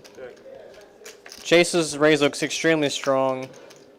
They are over 10K deep. You really don't feel comfortable getting it in with jacks here in most situations. It's a tough spot. Jeremy doesn't look super strong. It looks like maybe a 10s or 9s type hand. Something as weak as 6s is in there, apparently. I don't know. I expect Sparks to make the right play, and I don't know what that is. So I'm gonna trust him on this one because I'm at a bit of a loss. The dark here, 4 ways with jacks. I am not an expert on 500 blind deep cash games. That is unfortunately. I stick in the 200 to 300 range. The good news is we have over 100 of them in our live chat. So.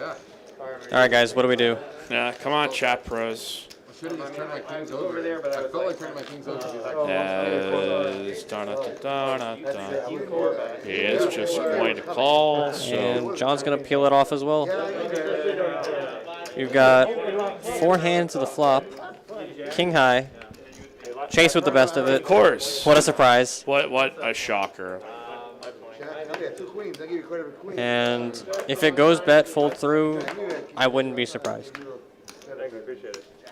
So yet again, another multi-weight pot. Chase has taken the advantage on, and Sparks. Again, you can maybe give me a solid argument that he could try to thin it further, but you're also basically just inviting shoves with more. Yeah, call seems fine. So you got flat fold. Someone called me a Sparks fanboy. That's fair. I think he plays poker very well. We're fans of everybody. Yeah. I think. I'm a fan of Rob. I don't know. If you do something well, I'm gonna enjoy watching you do it, and that's about as. I don't think being a fan's a negative by any stretch. Take that. Sparks gonna fold, and John with the ace of spades probably gonna just mug it. Yep. I feel like I need like a specific soundbite now for Chase. I'm not sure what it is. Maybe it's something involving Staver. I don't know. But Slicer up the most here in the game. Rob, Chase, and Sparks here with an early profit thus far. There's 941 live plus viewers. Keep climbing. Keep on climbing. Appreciate you guys tuning in. If you've not hit subscribe yet, please do so. You can also ring the bell so you get notifications so you never miss a beat. get that notification up on your phone that TCH Live is active 6 nights a week. Our next cash game in Austin will be Thursday for the 2-5 stream. Aaron McAvoy back to host. Again, tomorrow's Dallas stream should be absolutely ludicrous. Wildcard Wednesday, also at TCH Dallas as well. So here we go. We've got boots opening here to 75. Chase getting the head massage, scalp massage, trying to fire those neurons in the brain, and he's. Apparently, that just manifests 4-bet pots. Yeah, it just meant you have brought kings into your life by having the good juju and the good vibes. Pierre's in a tough spot because he's in position, getting a good price with a hand that is hard to maneuver in a 4-bet pot. He's going to peel one off. Here we go. He's going to flop top pair. Chase has the only heart. Let's see if this does become expensive here for Pierre. Again, he does have a backdoor wheel draw, but it's a pretty beefy bet in a 4-bet pot. That Yeah, he bet over pot, right? 1.6 into 1.3. And we're setting up pot on turn. 4 of diamonds, though, here for Pierre. So now he's got a gutter. And I like Pierre to at least think about this. I don't hate the jam, but you gotta give it some thought. Chase with a shove all in effectively for 4,000, covering Pierre. Again, slapping down the $500 pink chips. There's the $100 blacks, $25 greens, and the $5 reds. You'll sometimes see the orange 1K plaques and the purple $2 tip chips that are not in play as Pierre tries to make this decision. If he feels like there could be some semi-bluffs here, but definitely a lot of strength signaled here by Chase. Yeah, and having the ace of diamonds kind of cuts off some of his backdoor jam opportunities. Like, you'd prefer the ace of spades from that regard, but hearts are still available. Guess we're just going to wait in Pierre. Yeah, it's going to, I think, understandably take his time with this kind of decision. Yeah, for sure. It's one thing because Chase is playing a ton of hands. You also have the 7th deuce game on, so you're also maybe considering that. Could he be blasting off in this spot? He may not think so, but it does have to be something that at least is could potentially be in his range of hands that might do this, but knowing that you were ahead. still a decision here on Pierre. A bet of about 4,000 all in. Chase Bolt has him covered by even more. Chase is just he's in the zone. He's in the flow zone. He's got kings. He's got a massage. Living the dream, right? I don't think you can ask for much more in life. You can, but you'd be a little bit on the selfish side. Yeah, exactly. So if you're getting like spoon-fed grapes, potentially somebody pouring a beer here for you, I'm sure you could pay a dealer enough if you gave him enough of a tip to just say, hey, just tip my glass up for me so I can chuck this down. Yeah. I don't think I've ever seen it though. But still a decision here on Pierre, facing the massive bet by Chase. While we wait, you can hit that like button for us. I'm running bad right now. Casey's saying that Pierre makes pretty good decisions. This is a really brutal spot here. It's especially from the player that has been playing the most pots in here that this could be really wide. It could be a lot of other Jack X's involved. It could be pocket fives. It could be ace four. It could be 10-5 of diamonds for all Pierre knows. So this is not a very simple spot to navigate as we cross 1,000 viewers here this evening.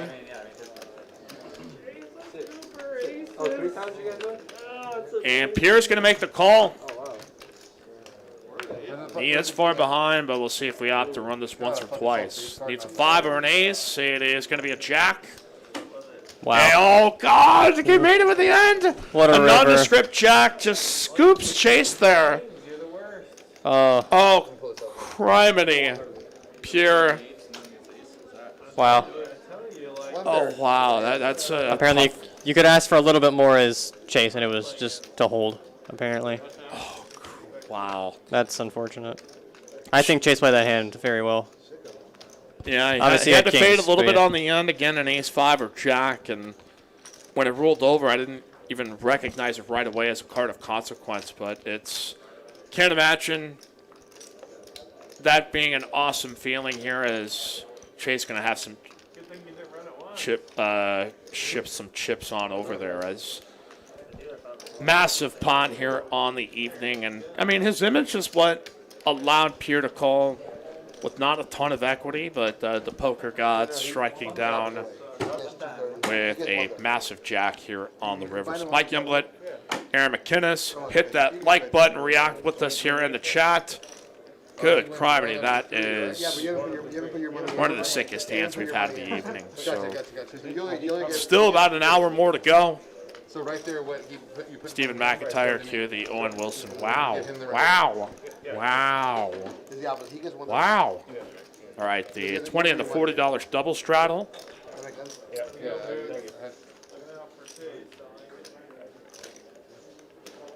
The Joe F., I think the masseuse just puked. No, she's way too classy of a lady. She would vomit if she would not puke.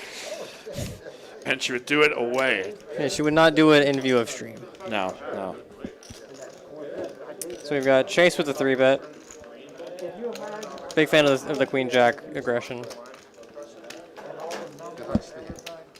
It's a hand that, like, especially when you don't want to take to a multi-way situation. People are going to flat the Ace-Jack offs, the King-Queens. All right, John, going to call. We're going to go heads up here as 10 ball here on the turn is going to make an open-ended straight draw here for Chase, King, Queen. Slight advantage, though, straight draw here to a Jack as well, but... yeah, I bought it first, and Back over here to John. See it. Peels one off. I'm eating more. I'm going to have a hard time folding you. And we're going to a river. Chase cannot pull this one out.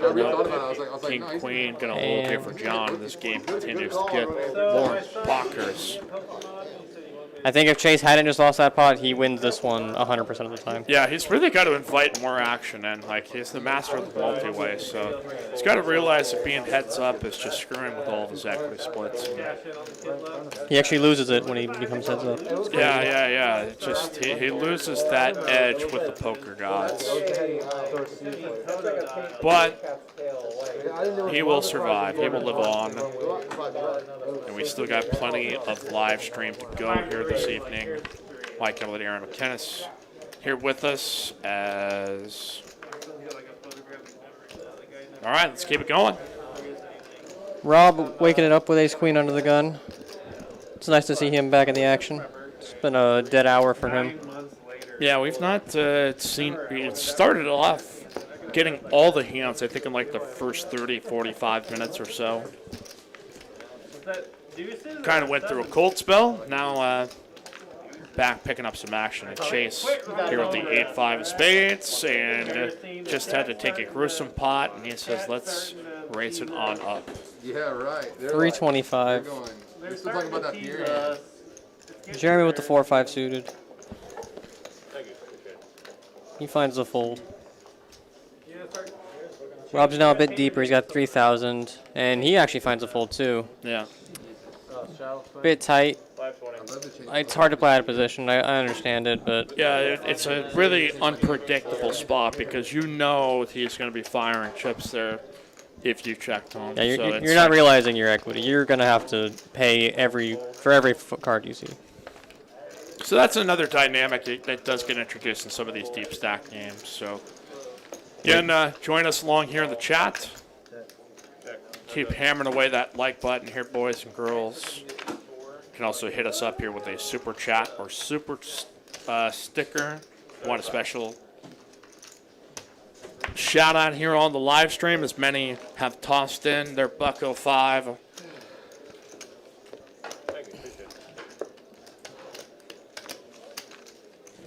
As all-time comment night here too, I think, for us as well. And we're almost at 1,000 live viewers. We're 29 short. We went up to like 1,020, hung around 1,000, then went down and back up. So it's good to see our Monday stream kind of picking back up, because it used to be the standard and the norm. So we're glad more people are finding this. Bottom set here for Moneymaker.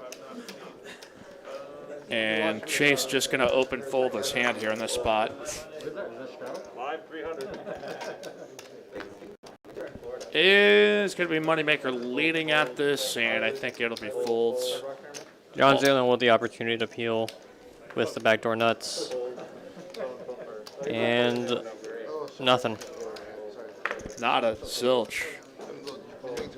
Not going to give any action here to the Moneymaker, who is now resting comfortably above the lottery line at 16%. Oh my God! Holding down that line, Chase line up high, the lottery line down low. And it'll continue to power through the last hour. You mind if I take like 5 here, Aaron? Yeah, go for it. Comfortable? You feeling all right? Just be nice to your uncle, other Aaron, here in the house.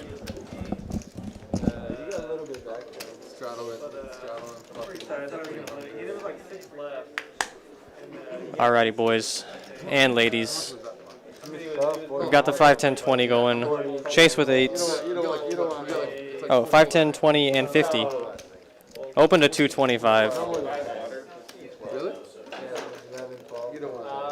J-Win going to put in the small 3-bet. He's done this pretty consistently throughout the night, trying to ISO when he wants to see a flop with a strong hand. We got Sparks with 7s. They're pretty deep. He's got 10K with J-Win, who's the initial 3-better. Only concern is Chase's aggression factor in the moment. Got to take that into account. There's a chance Chase just back 4-bets with a majority of his hands. He's in a bit of an aggressive mode. I legit changed my mind. I was like, wait, hold on. If he wants to read it 3 times, I'm going to let him read it 3 times, because I'm going to fucking fuck myself if I just say 5. I would have. The 1K burger needle would be pretty nasty. I'm not going to lie. And yeah, Chase is he's going at it. What's this? We got the 5, 10, 20, 40, I believe. Got Pierre plus 2. Everybody, you can see everybody's faces. Oh, these are Sorry to tell you, but we're all rooting against you. Chase with the aces. This is perfect for his image. Raised to 180. Oh, and kings for Moneymaker. We've got a cooler brewing. I don't have all of the sound effects, but I assume there's one for this. Well, under gun to open and a +1 3-bet. You gotta have something good to get involved, and it's dust from the rest. Chase is all in. Moneymaker's snapping it off. And I hope the best hand holds. That's all I'm gonna say. Chase does not deserve another 20% loss. What does Jungbla? They're running it 3 times. Let's see how many aces can hold.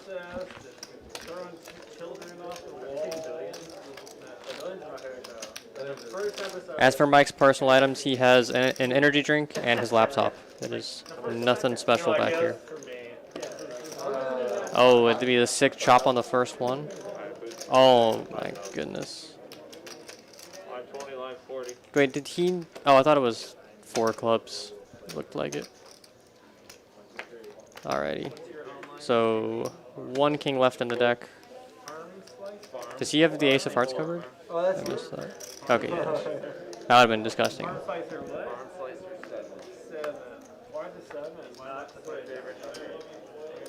And Case King? Nope. Aces wins 2 out of 3, as they should. So he's going to lose a third, plus 1.4k. It is not the pot that he lost already, but it is a start of the way back up for the multi-way maestro. 200 or how much is 150?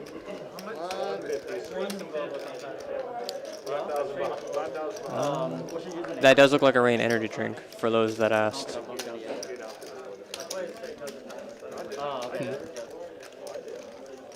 The player pool on gold is not a lot, so you play with somebody enough, you kind of remember that. Yeah. I got a blonde woman because I feel like that gives me a little edge. I'm the fridge. The what? The fridge. Does everyone just know what energy drink that you have? The chat was asking, and they guessed Rain before I even said anything. Yeah, so they know this all too well. So, and sure enough, I step away here for a moment and run into aces versus kings. Chase's redemption moment. He lost the first board. It would have been tragic. They ran it 3 times though. So. Oh boy, unbelievable! Our chat is absolutely going wild, and understandably so. This has been just one of the crazier nights, and every week the bar gets set a little bit higher. Just a little bit, and TCH Live delivers. So they're going to split this up over 3 boards. Aces versus kings. Uncapped game. Huge stacks. Money being piled on in 3 boards. And, well, 2 out of 3 ain't bad. So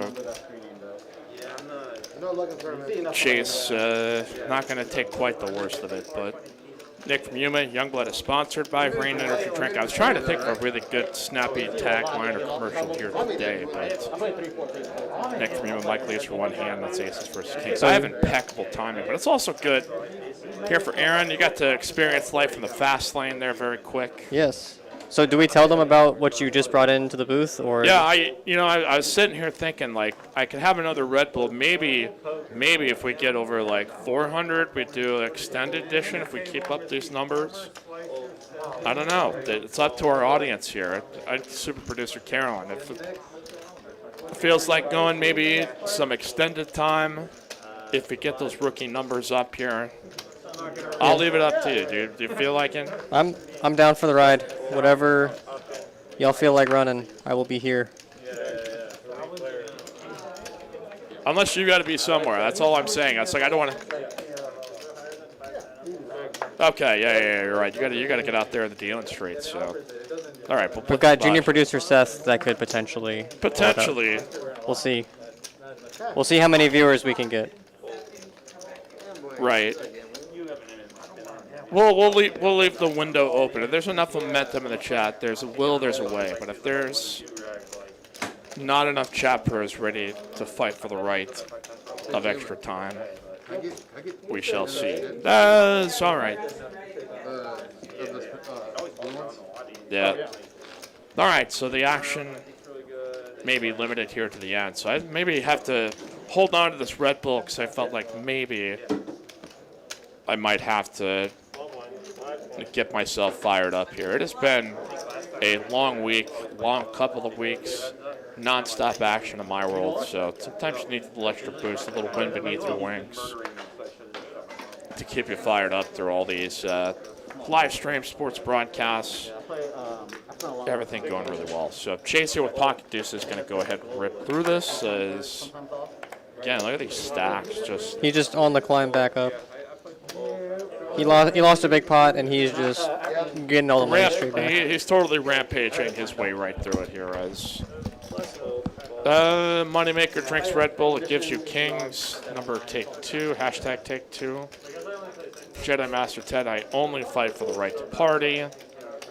This is as close to a party as you should be having in quarantine. I don't know. No kidding.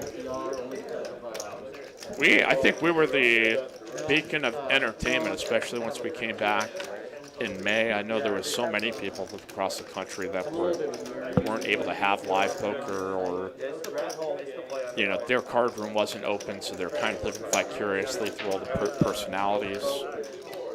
And we have plenty of those to share with the country and the rest of the world. So No kidding. Stephen McIntyre, Youngblood loves the steel reserve. Yeah, it's definitely not in my wheelhouse, though. I did get extremely hammered during the national title volleyball game. I was almost exacerbated and shocked at how much whiskey I had when I woke up the next day, going like, no wonder I was just completely gone. But Texas almost able to come up with a W in that, but Kentucky getting the championship. But all right, we'll continue firing on here for the last hour. We'll go until 10 p.m. Central. Otherwise, should be a very spicy highlight reel. Look at this straddle out here. Chase for the love of the game. 300. That's not a straddle. It looks blind. Oh, it is? Yeah, it is definitely a straddle. It is definitely a straddle. That's. If he's putting money under the gun there, that is a straddle. I thought I saw someone being folded. It is a 300 live.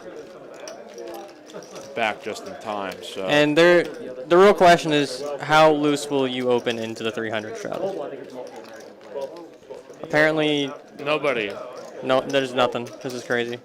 He's going to get a walk, and then he's going to show that he had the deuce and the 4. Not quite. If he had the 7 Dewey and the 300 blind, that would have been great. Would he have gotten, I don't know if he would have gotten paid off on that because it would have been a walk into the blind. So if he had flipped up 7 deuce. Yeah, he won with 7 deuce. It counts. So it would have counted. So that would have been the funniest of results. Yeah. But just off by a card. And halfway there. We'll get our dealer to fix it next time. Yeah, no kidding. Just make sure to deal coolers and 7 deuces only. So. All right. Hands 74 of the stream. We've got 5-10 and I believe just 20. Maybe not. It looks just 5-10 and boots open to 45 from the cutoff. Chase with 9s in the big blind. I expect a raise. I respect regardless of his hands. I'm expecting a raise. And Boots is going to fold. Yeah, Chase is the most aggressive at the table by a good margin, and that has definitely only been helped by the cooler that he unfortunately faced a little bit ago. There's a name I haven't heard for a while there. Gary K says, Laker fan, haven't seen him in a while. That is kind of a mystery.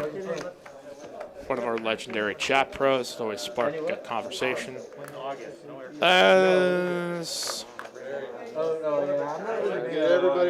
Power on through the last hour here.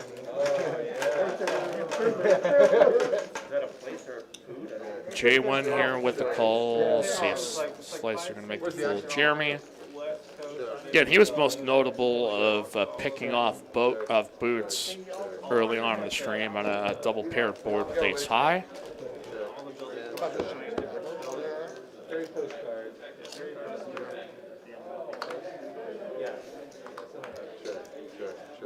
And we'll continue here as make of 4 ways with J1 potentially closing the action.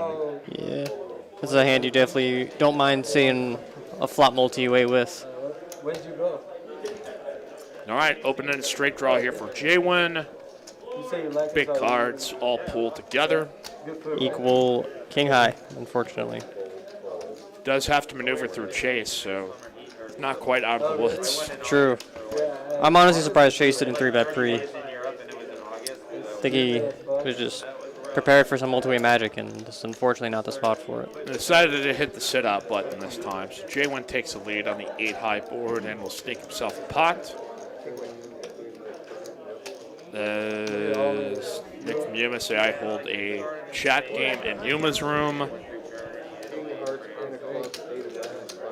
Lively chat here this evening. We appreciate you guys popping on in. We stream 6 times a week, 3 times in Austin, 3 times in Dallas. Monday here at TCH 510, Dallas 510, 20, 40, 80, 500, 1,000, like whatever.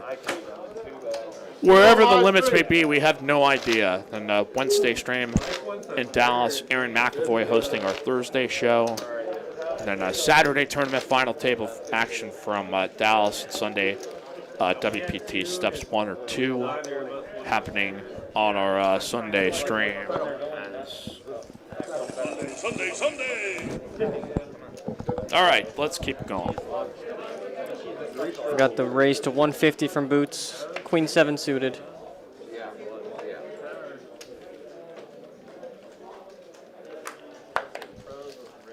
King Queen from Slicer in the first straddle. So we've got the 20 and the 40 going on right now.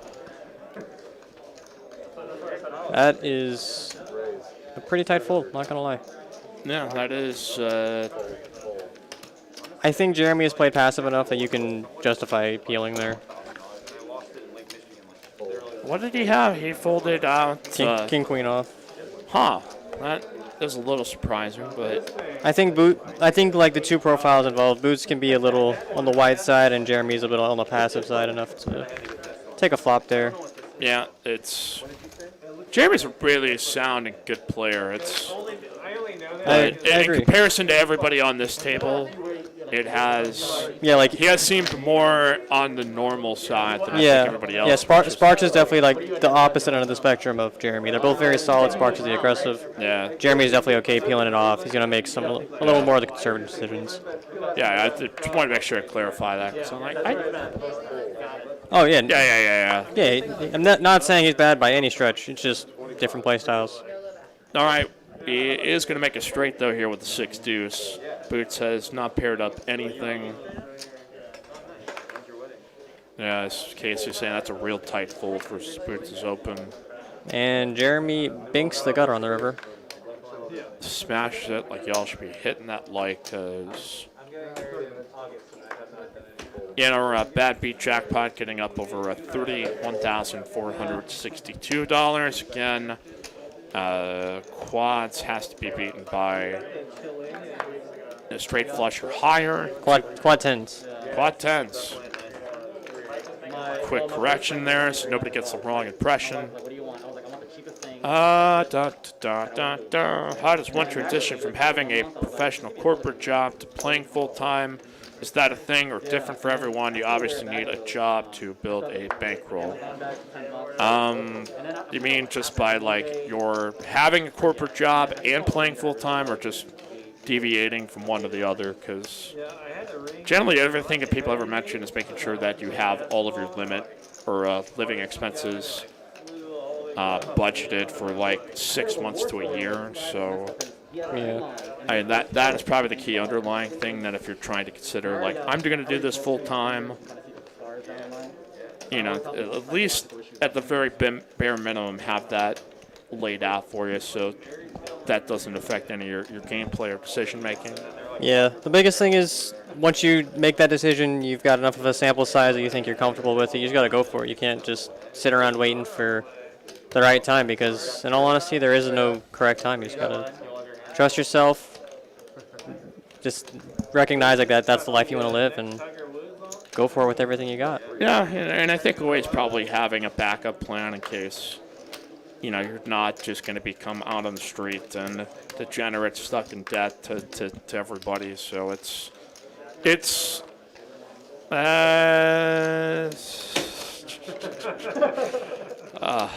Bones at it again.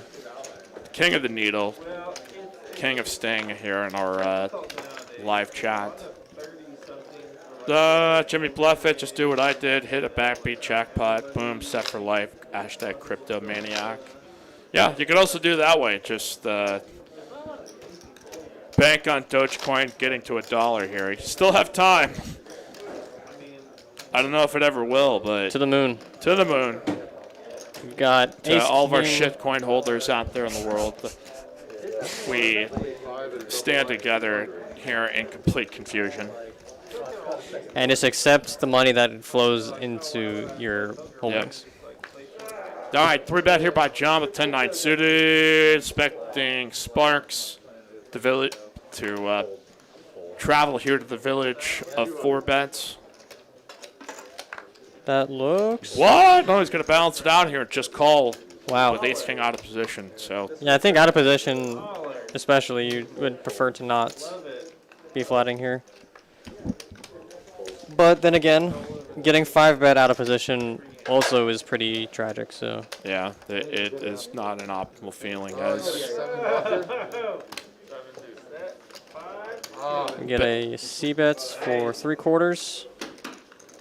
And I assume a fold. He blocks, or not blocks, but he has no clubs for himself. Fine. I'll do it. That's gonna make the call and Another club on the turn. Sparks now has a gutter ball. I'll do it. If everybody does it, I'll do it. and an ace here on the river by Barry Greenstein. Ace from space. And Sparks is going to win this one. I see 0 worlds where he folds. The real question is, can he get some value from John? Or more rather, will John bluff into him if check 2? Who's more like a spike. Who's doing the 750 right? And I feel like Sparks is more likely to bet himself than to check. There's Wait, 725? put out bets. It looks like a bit of an overbet. I think it's 1,200, 1300. And John is going to find the Oh, fold. do I even want to look at my fucking cards? 'Cause I just know that I'm not going to hit. Sparks will take it down. I'm fucking all in. Not 45 more minutes here of our live stream I know. before we call it a night and bid you adieu. I have no fucking choice.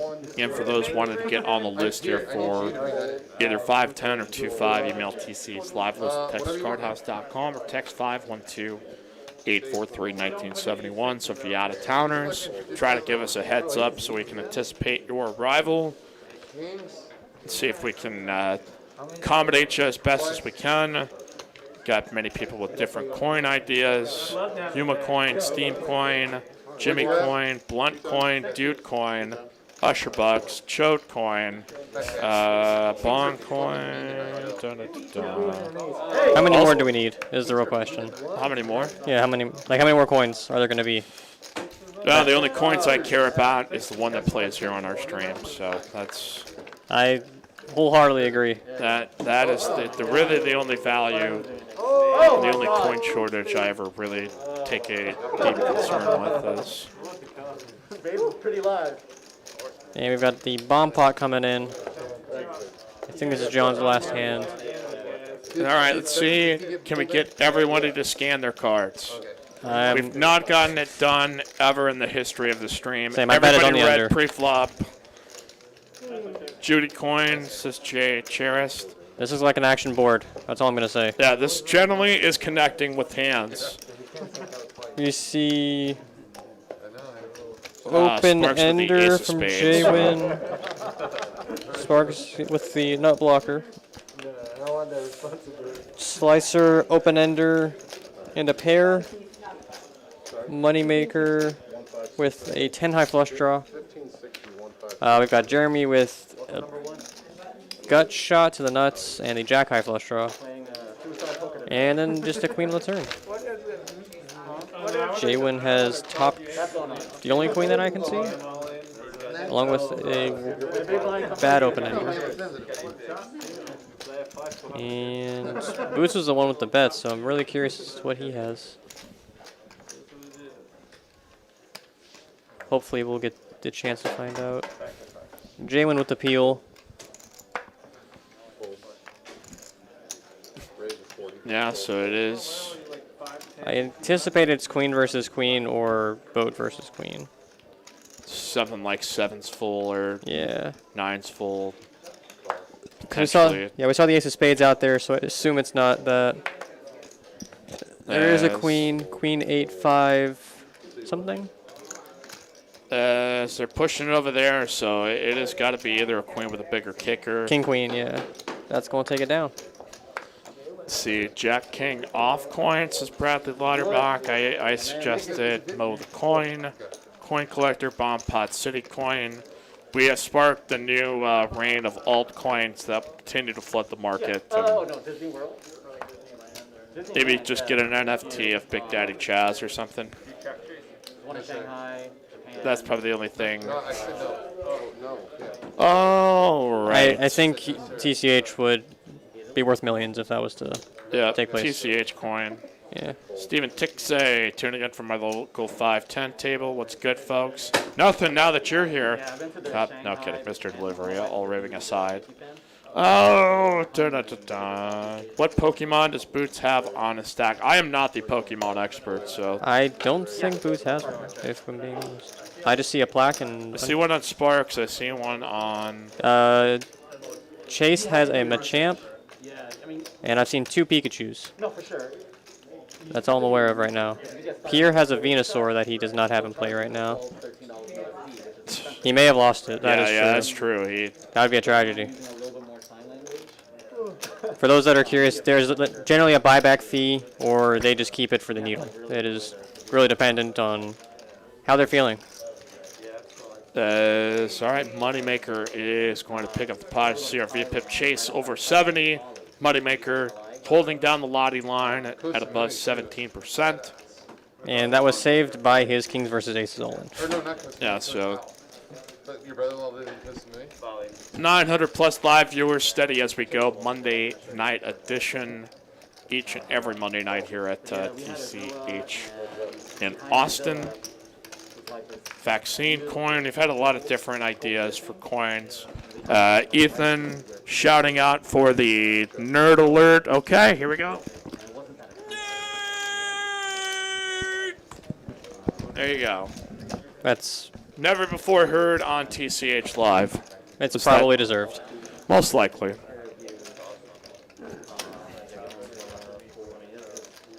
As Mark asking, is this being streamed from a casino or someone's basement? Your mom's basement? No, that's not very mature. Well, I've never gotten to use the your mom answer as a default ever. It's just not the right thing to do.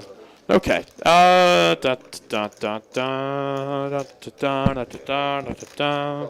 Spark's going to call for 15 more. Boots here. We'll check the Jack Deuce suited.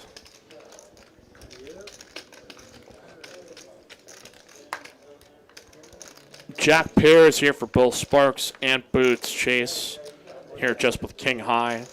45. Bet 4,500.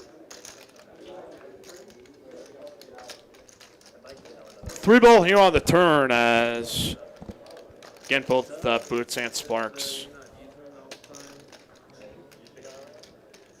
it's so weird to see just like these small $200 pots after some of the monstrosities we've seen, especially in the triple straddles. Yeah, no kidding. So I guess it's a very casual 5-10 pot, just $400 in the middle. Is now here to Sparks.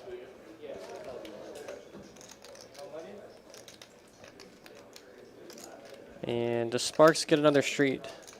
One more street, just another trip around the block. I think if he does, his bet will be 250 to 300. I think his hand's a little too weak to go for anything bigger. I need your magic fingers. Now back. So we got the 300. Boots. There we go. Yep. And Boots finds the fold. I like it. Well All played by both. Alex Oshit, they are recommending D-Next coin, so every time you buy it, this is what you hear. You need to understand that everything you do at the poker... Okay. You can't be loosey-goosey eating a sandwich, Mike. No kidding. Or else you may get your teeth shoved up your ass or something like that.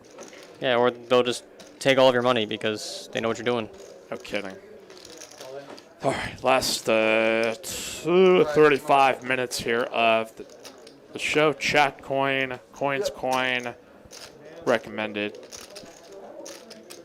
We are accepting all ideas here for any altcoin that you might think could go to market and potentially turn a profit. We got the 510, 25, and the casual 200 from Chase. Easy $200 straddle. All in red chips just because he likes making the dealer work. And he loves pain. Let's see if we get an ace or something. The last one was a walk, and that's not what I expect to see in this game. Jeremy with dust. Nothing. Rob with dust. Oh wow, Rob finding the king jack off fold. It's a Wow, little. he folded the jack king off. I can't believe that. It's a little tight for my liking. You've only got to get through 3 people. And I think you're short enough to where you can... Alright, Chase is 2 for 2 on having the deuce. Well, Jedi coins also suggested. Case is going to go play some. Great shows as always, Mike and Aaron. Thank you very much. Y'all coin. Steven Tixay. Big blind coin or broth bomb coin. Broth coin has a certain ring to it. I'm going to continue, though, with the $200 straddle because Chase is one of the greatest human beings to ever live.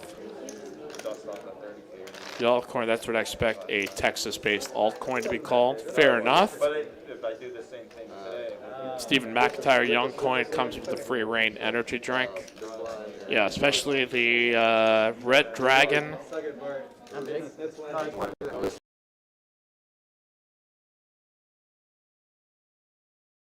And Jeremy is here with the 6s on the hijack. It's a pretty big open to 750, 725. Oh, and Rob has kings. Oh, here we go. The patience paying off here as Sparks not a believer in the 9 triz, especially to this bet size. Can't believe it. Here, oh, Chase wakes up with ace queen. Okay, so is that how we got to this point?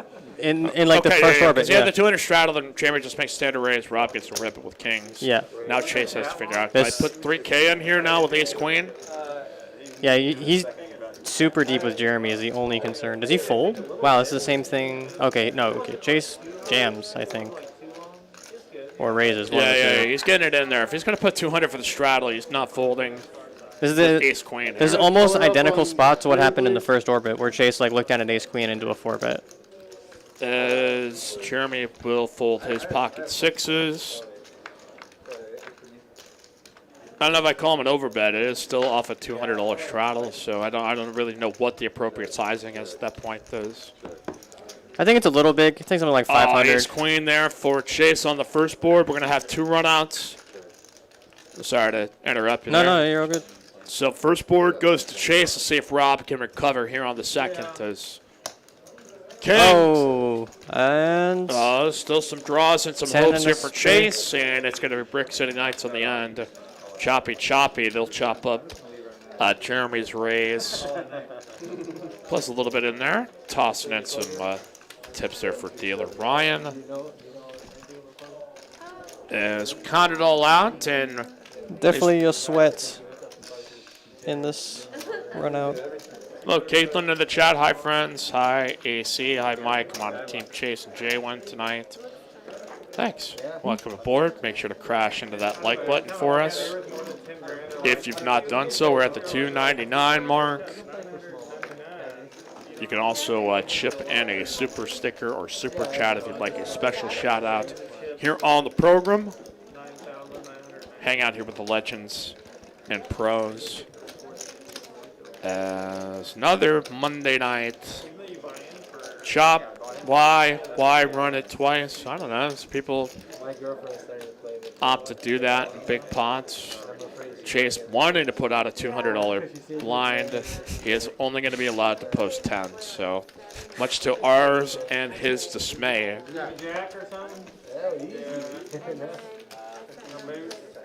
There we go. Chase coin. How about some Chase coin? I think that'd be a very volatile up and down.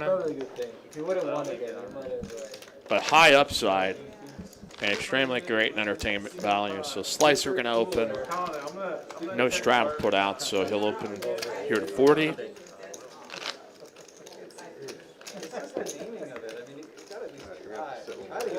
Carthy sitting down, first hand. Putting in the call. Sparks flying the hijack. And Chase going to complete the big blind. So 4 ways. I know who's going to win this one. I don't know if you figured it out. That's. Do we even need to do the board right now? Queen Nine of Spades is going to find a way to win this one somehow. There you go, top pair, but it's all diamonds for Sparks, though. Well, I guess that's the only negative of flatting ace-10 diamonds is you can flop the nuts and get no action. No kidding. As a gutter ball technically for Slicer, but I can't imagine he's going to want to tag along as Card Thief would be down to a running 7-6 of diamonds to win this, and I don't expect he'll be carrying on here, but we may see a raise by Sparks. Mark Gala here. Why is that guy getting a massage? Real question is, why is everyone else not getting a massage? True. That's a real question. Texas Royal Touch. Spun it. They got the best. Texas Royal Touch. You can follow him on Instagram at Texas Royal Touch for $1.50 a minute. The licensed massage therapist. Always make sure to respect, tip in kind, and be a good person. So. People talking about card protectors being famous. I think In Too Deep in LA saying that was a fad in 2005. There was kind of a stretch, but oh my goodness, Chase. He's going after it. This is going to be the second time this evening where Sparks has an ace-high flush, and he's getting action here from Chase. I think this is a spot where you can flat. And he makes the call. I like it. We have 3.5 pots behind from Chase. That is not the turn you wanted to see if you're Sparks. Yeah, he can have any number of 9-3, 5-3, 5's full. It's just sort of like an unlimited. I mean, you obviously feel wonderful about your hand, but this is still one of those things where you're stepping with some level of caution. Ethan Sparks deserve an Oscar for this performance. They handed those out last night, and I have no idea who won any of them, and I don't necessarily care. I know one. I know Soul won Best Animated Film or something like that. Yeah, or I guess the Hopkins dude won Best. Yeah, Anthony Hopkins. Not just name dropping here. We've got a just under half pot bet from Sparks and a call. I think he's just trying to just keep getting value from flushes. If he bets too much bigger, he's going to lose some of the two pairs. And Trips, I mean, it could be. Yeah, you could have any random number of 3x hands. I guess there too. 4.5 thousand from Chase on the river, which is just pot. And I don't think Sparks folds here. I think the only question is whether or not he jams.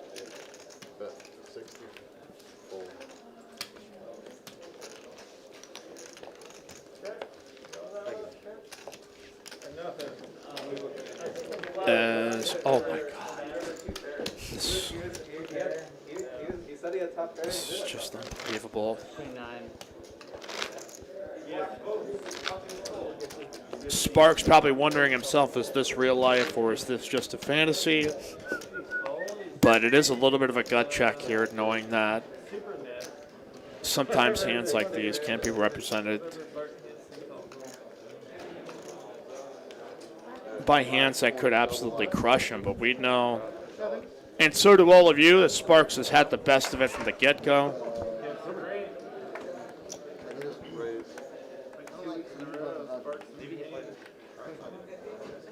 Chase with a ballsy $4,500 bet. Now, also take into effect, or remember too, Chase did once get Sparks to fold kings pre-flop with a massive bet with sevens where like he limp raised. Sparks not going to let this happen this time now. He's going to rip it in. Okay.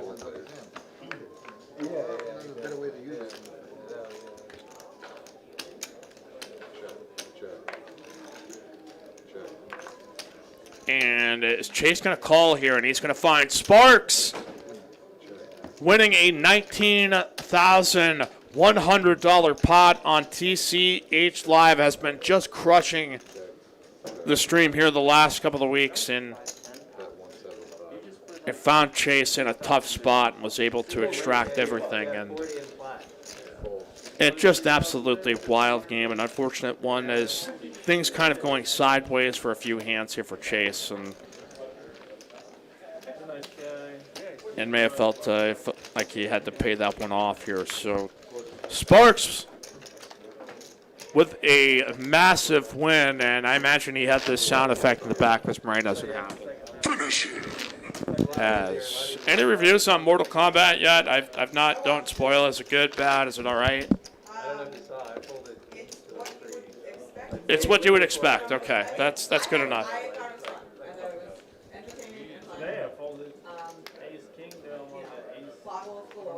Yeah, sound very gory. So Sparks gonna take some time to count out all of this, and as massive a stack as we've seen by pure volume of chips, I think. Yeah, Chase was tilted ever since that Kings versus Pure hand.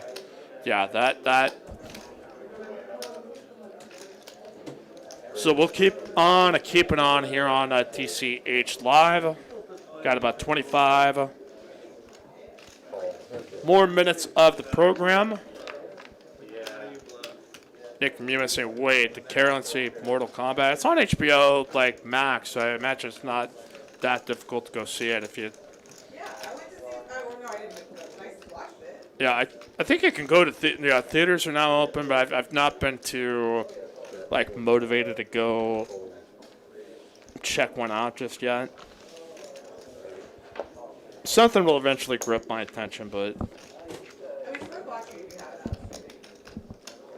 All right.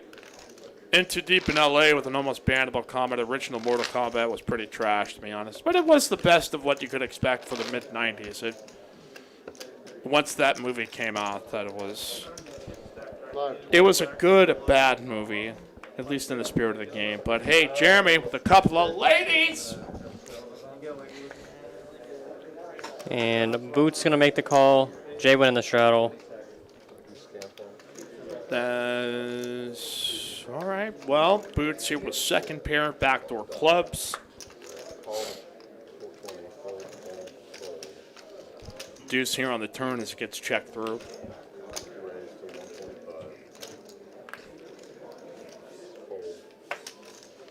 Wild Night continues on TCH Live.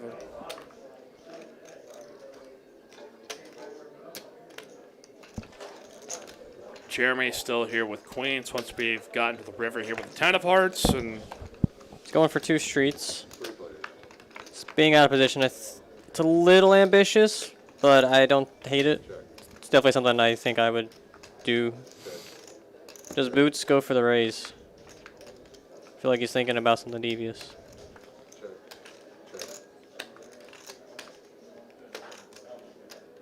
May decide to pay this off here as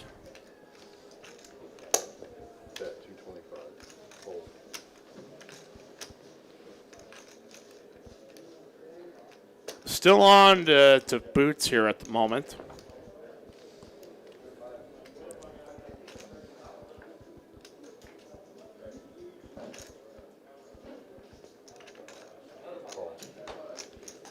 $715 pot here after this river bet by Jeremy as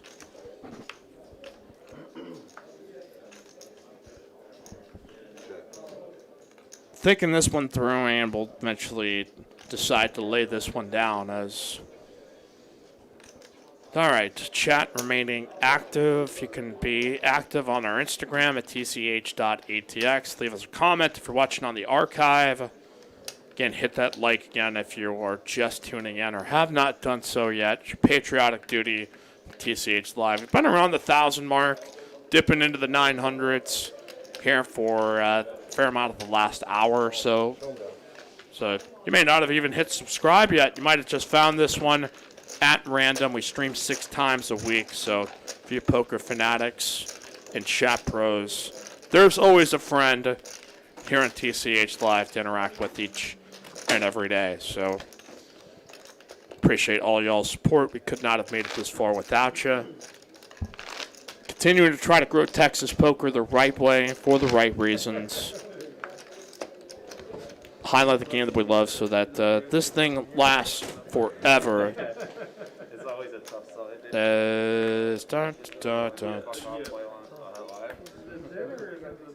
Told you I'm old at Mike Emblett. Tribute Bluffett saying I saw the 4-on-4 Bud Light Pro Tour in St. Louis when it was on ESPN week. Yeah, sand volleyball used to have like a more, it kind of went through that phase where it was kind of mainstream, 80s and 90s to a degree. Now it's like a lot of other sports that are a little bit more on the niche side. You've got so much content. I mean, you've got the ability to watch poker streams, people play video games, like anything specifically that you're interested in. Now there's an avenue, and so when we talk about people with the ratings and sports and stuff like that, I think it's as much of the grand diversity of viewing options that you have, not just the fall of network TV. So Slicer here with Ace King with the King of Diamonds. Does turn a diamond draw. We do not know what Sparks has, but might not even matter. Yeah, and Slicer flatted the straddle, which is definitely not what I expect from a hand as strong as Ace King. Hey, we're playing Deuce 7, by the way. Oh, you told me. Okay. He's going to throw down a bet here. I feel like Sparks is pretty capped based on the action. I don't even know how many ace highs he has, or pairs of aces he has in this situation. Yeah, he's just going to let it go. Yeah, that's probably some medium pair there for Sparks. Or yeah, I feel like a small pair, maybe like a Jack-10 type hand. All right, the night lasts on here for the last 20 minutes. Congratulations, George Bronstein, the Step 2 winner of our monthly main event. He is the second to make it to Step 3, our semi-annual event, where all 6 of our monthly main event winners will compete in a 6-handed sit and go. I don't know, maybe we'll get a multi-time winner of the month, but the next Step 2 monthly main 20K guarantee prize pool tournament is going to be on the last Sunday of May. So be the Step 1 each and every Sunday here is Jay-Win going to raise up out of the small blind up to 80 with the Jack-10 offsuit.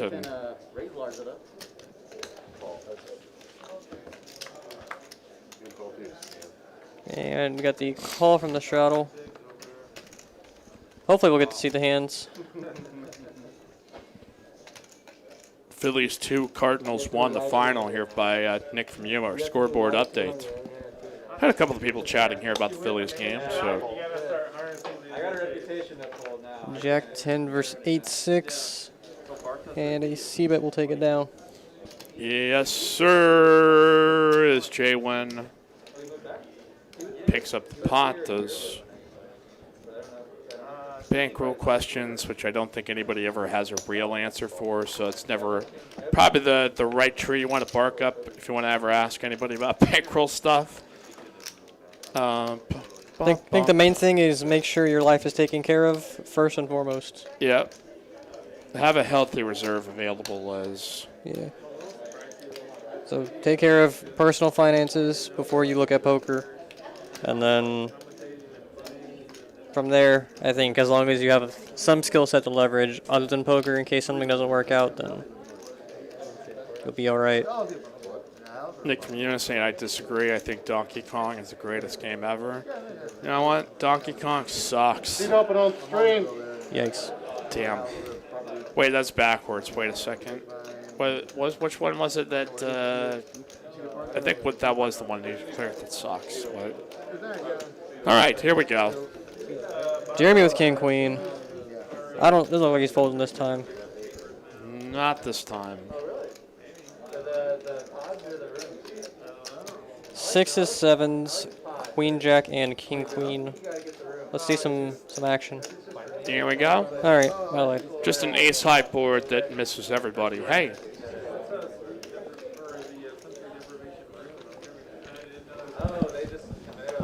Talking about their favorite vintage video games. Got to mention here for Excitebike, Frogger, as we lost our monitor, as I do believe it was a brick turn. The whole system just crashed? Oh, okay. So that's probably going to close down our stream.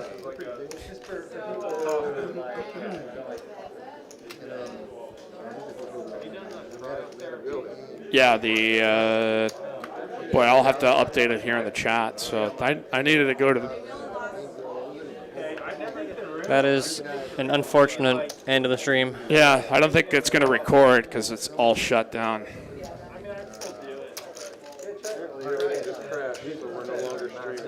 System has crashed. Okay, we're still live? Okay, then I can't say anything inappropriate here, so... I was going to say, I was like, wait a second. This has still got to be... Well, we lost the live stream here. Our system has crashed and we have to do a full restart and kick in the delay, so... Unfortunately, we are going to have to end this early, so if you're still hearing us, thank you to everybody who had tuned on in tonight. Aaron Akin is coming in a pinch, doing a fantastic job for us. And that is actually going to be an early wrap-up here to our live stream show. So, as always, in the words of the great Mike Sexton, may all your cards be live and your pots be monsters. Good night, y'all. Thank you very much.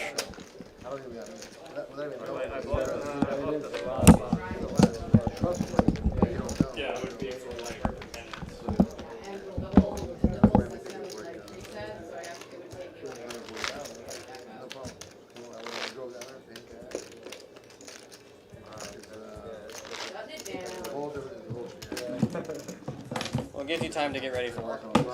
Double live 40. Oh, yeah, I actually.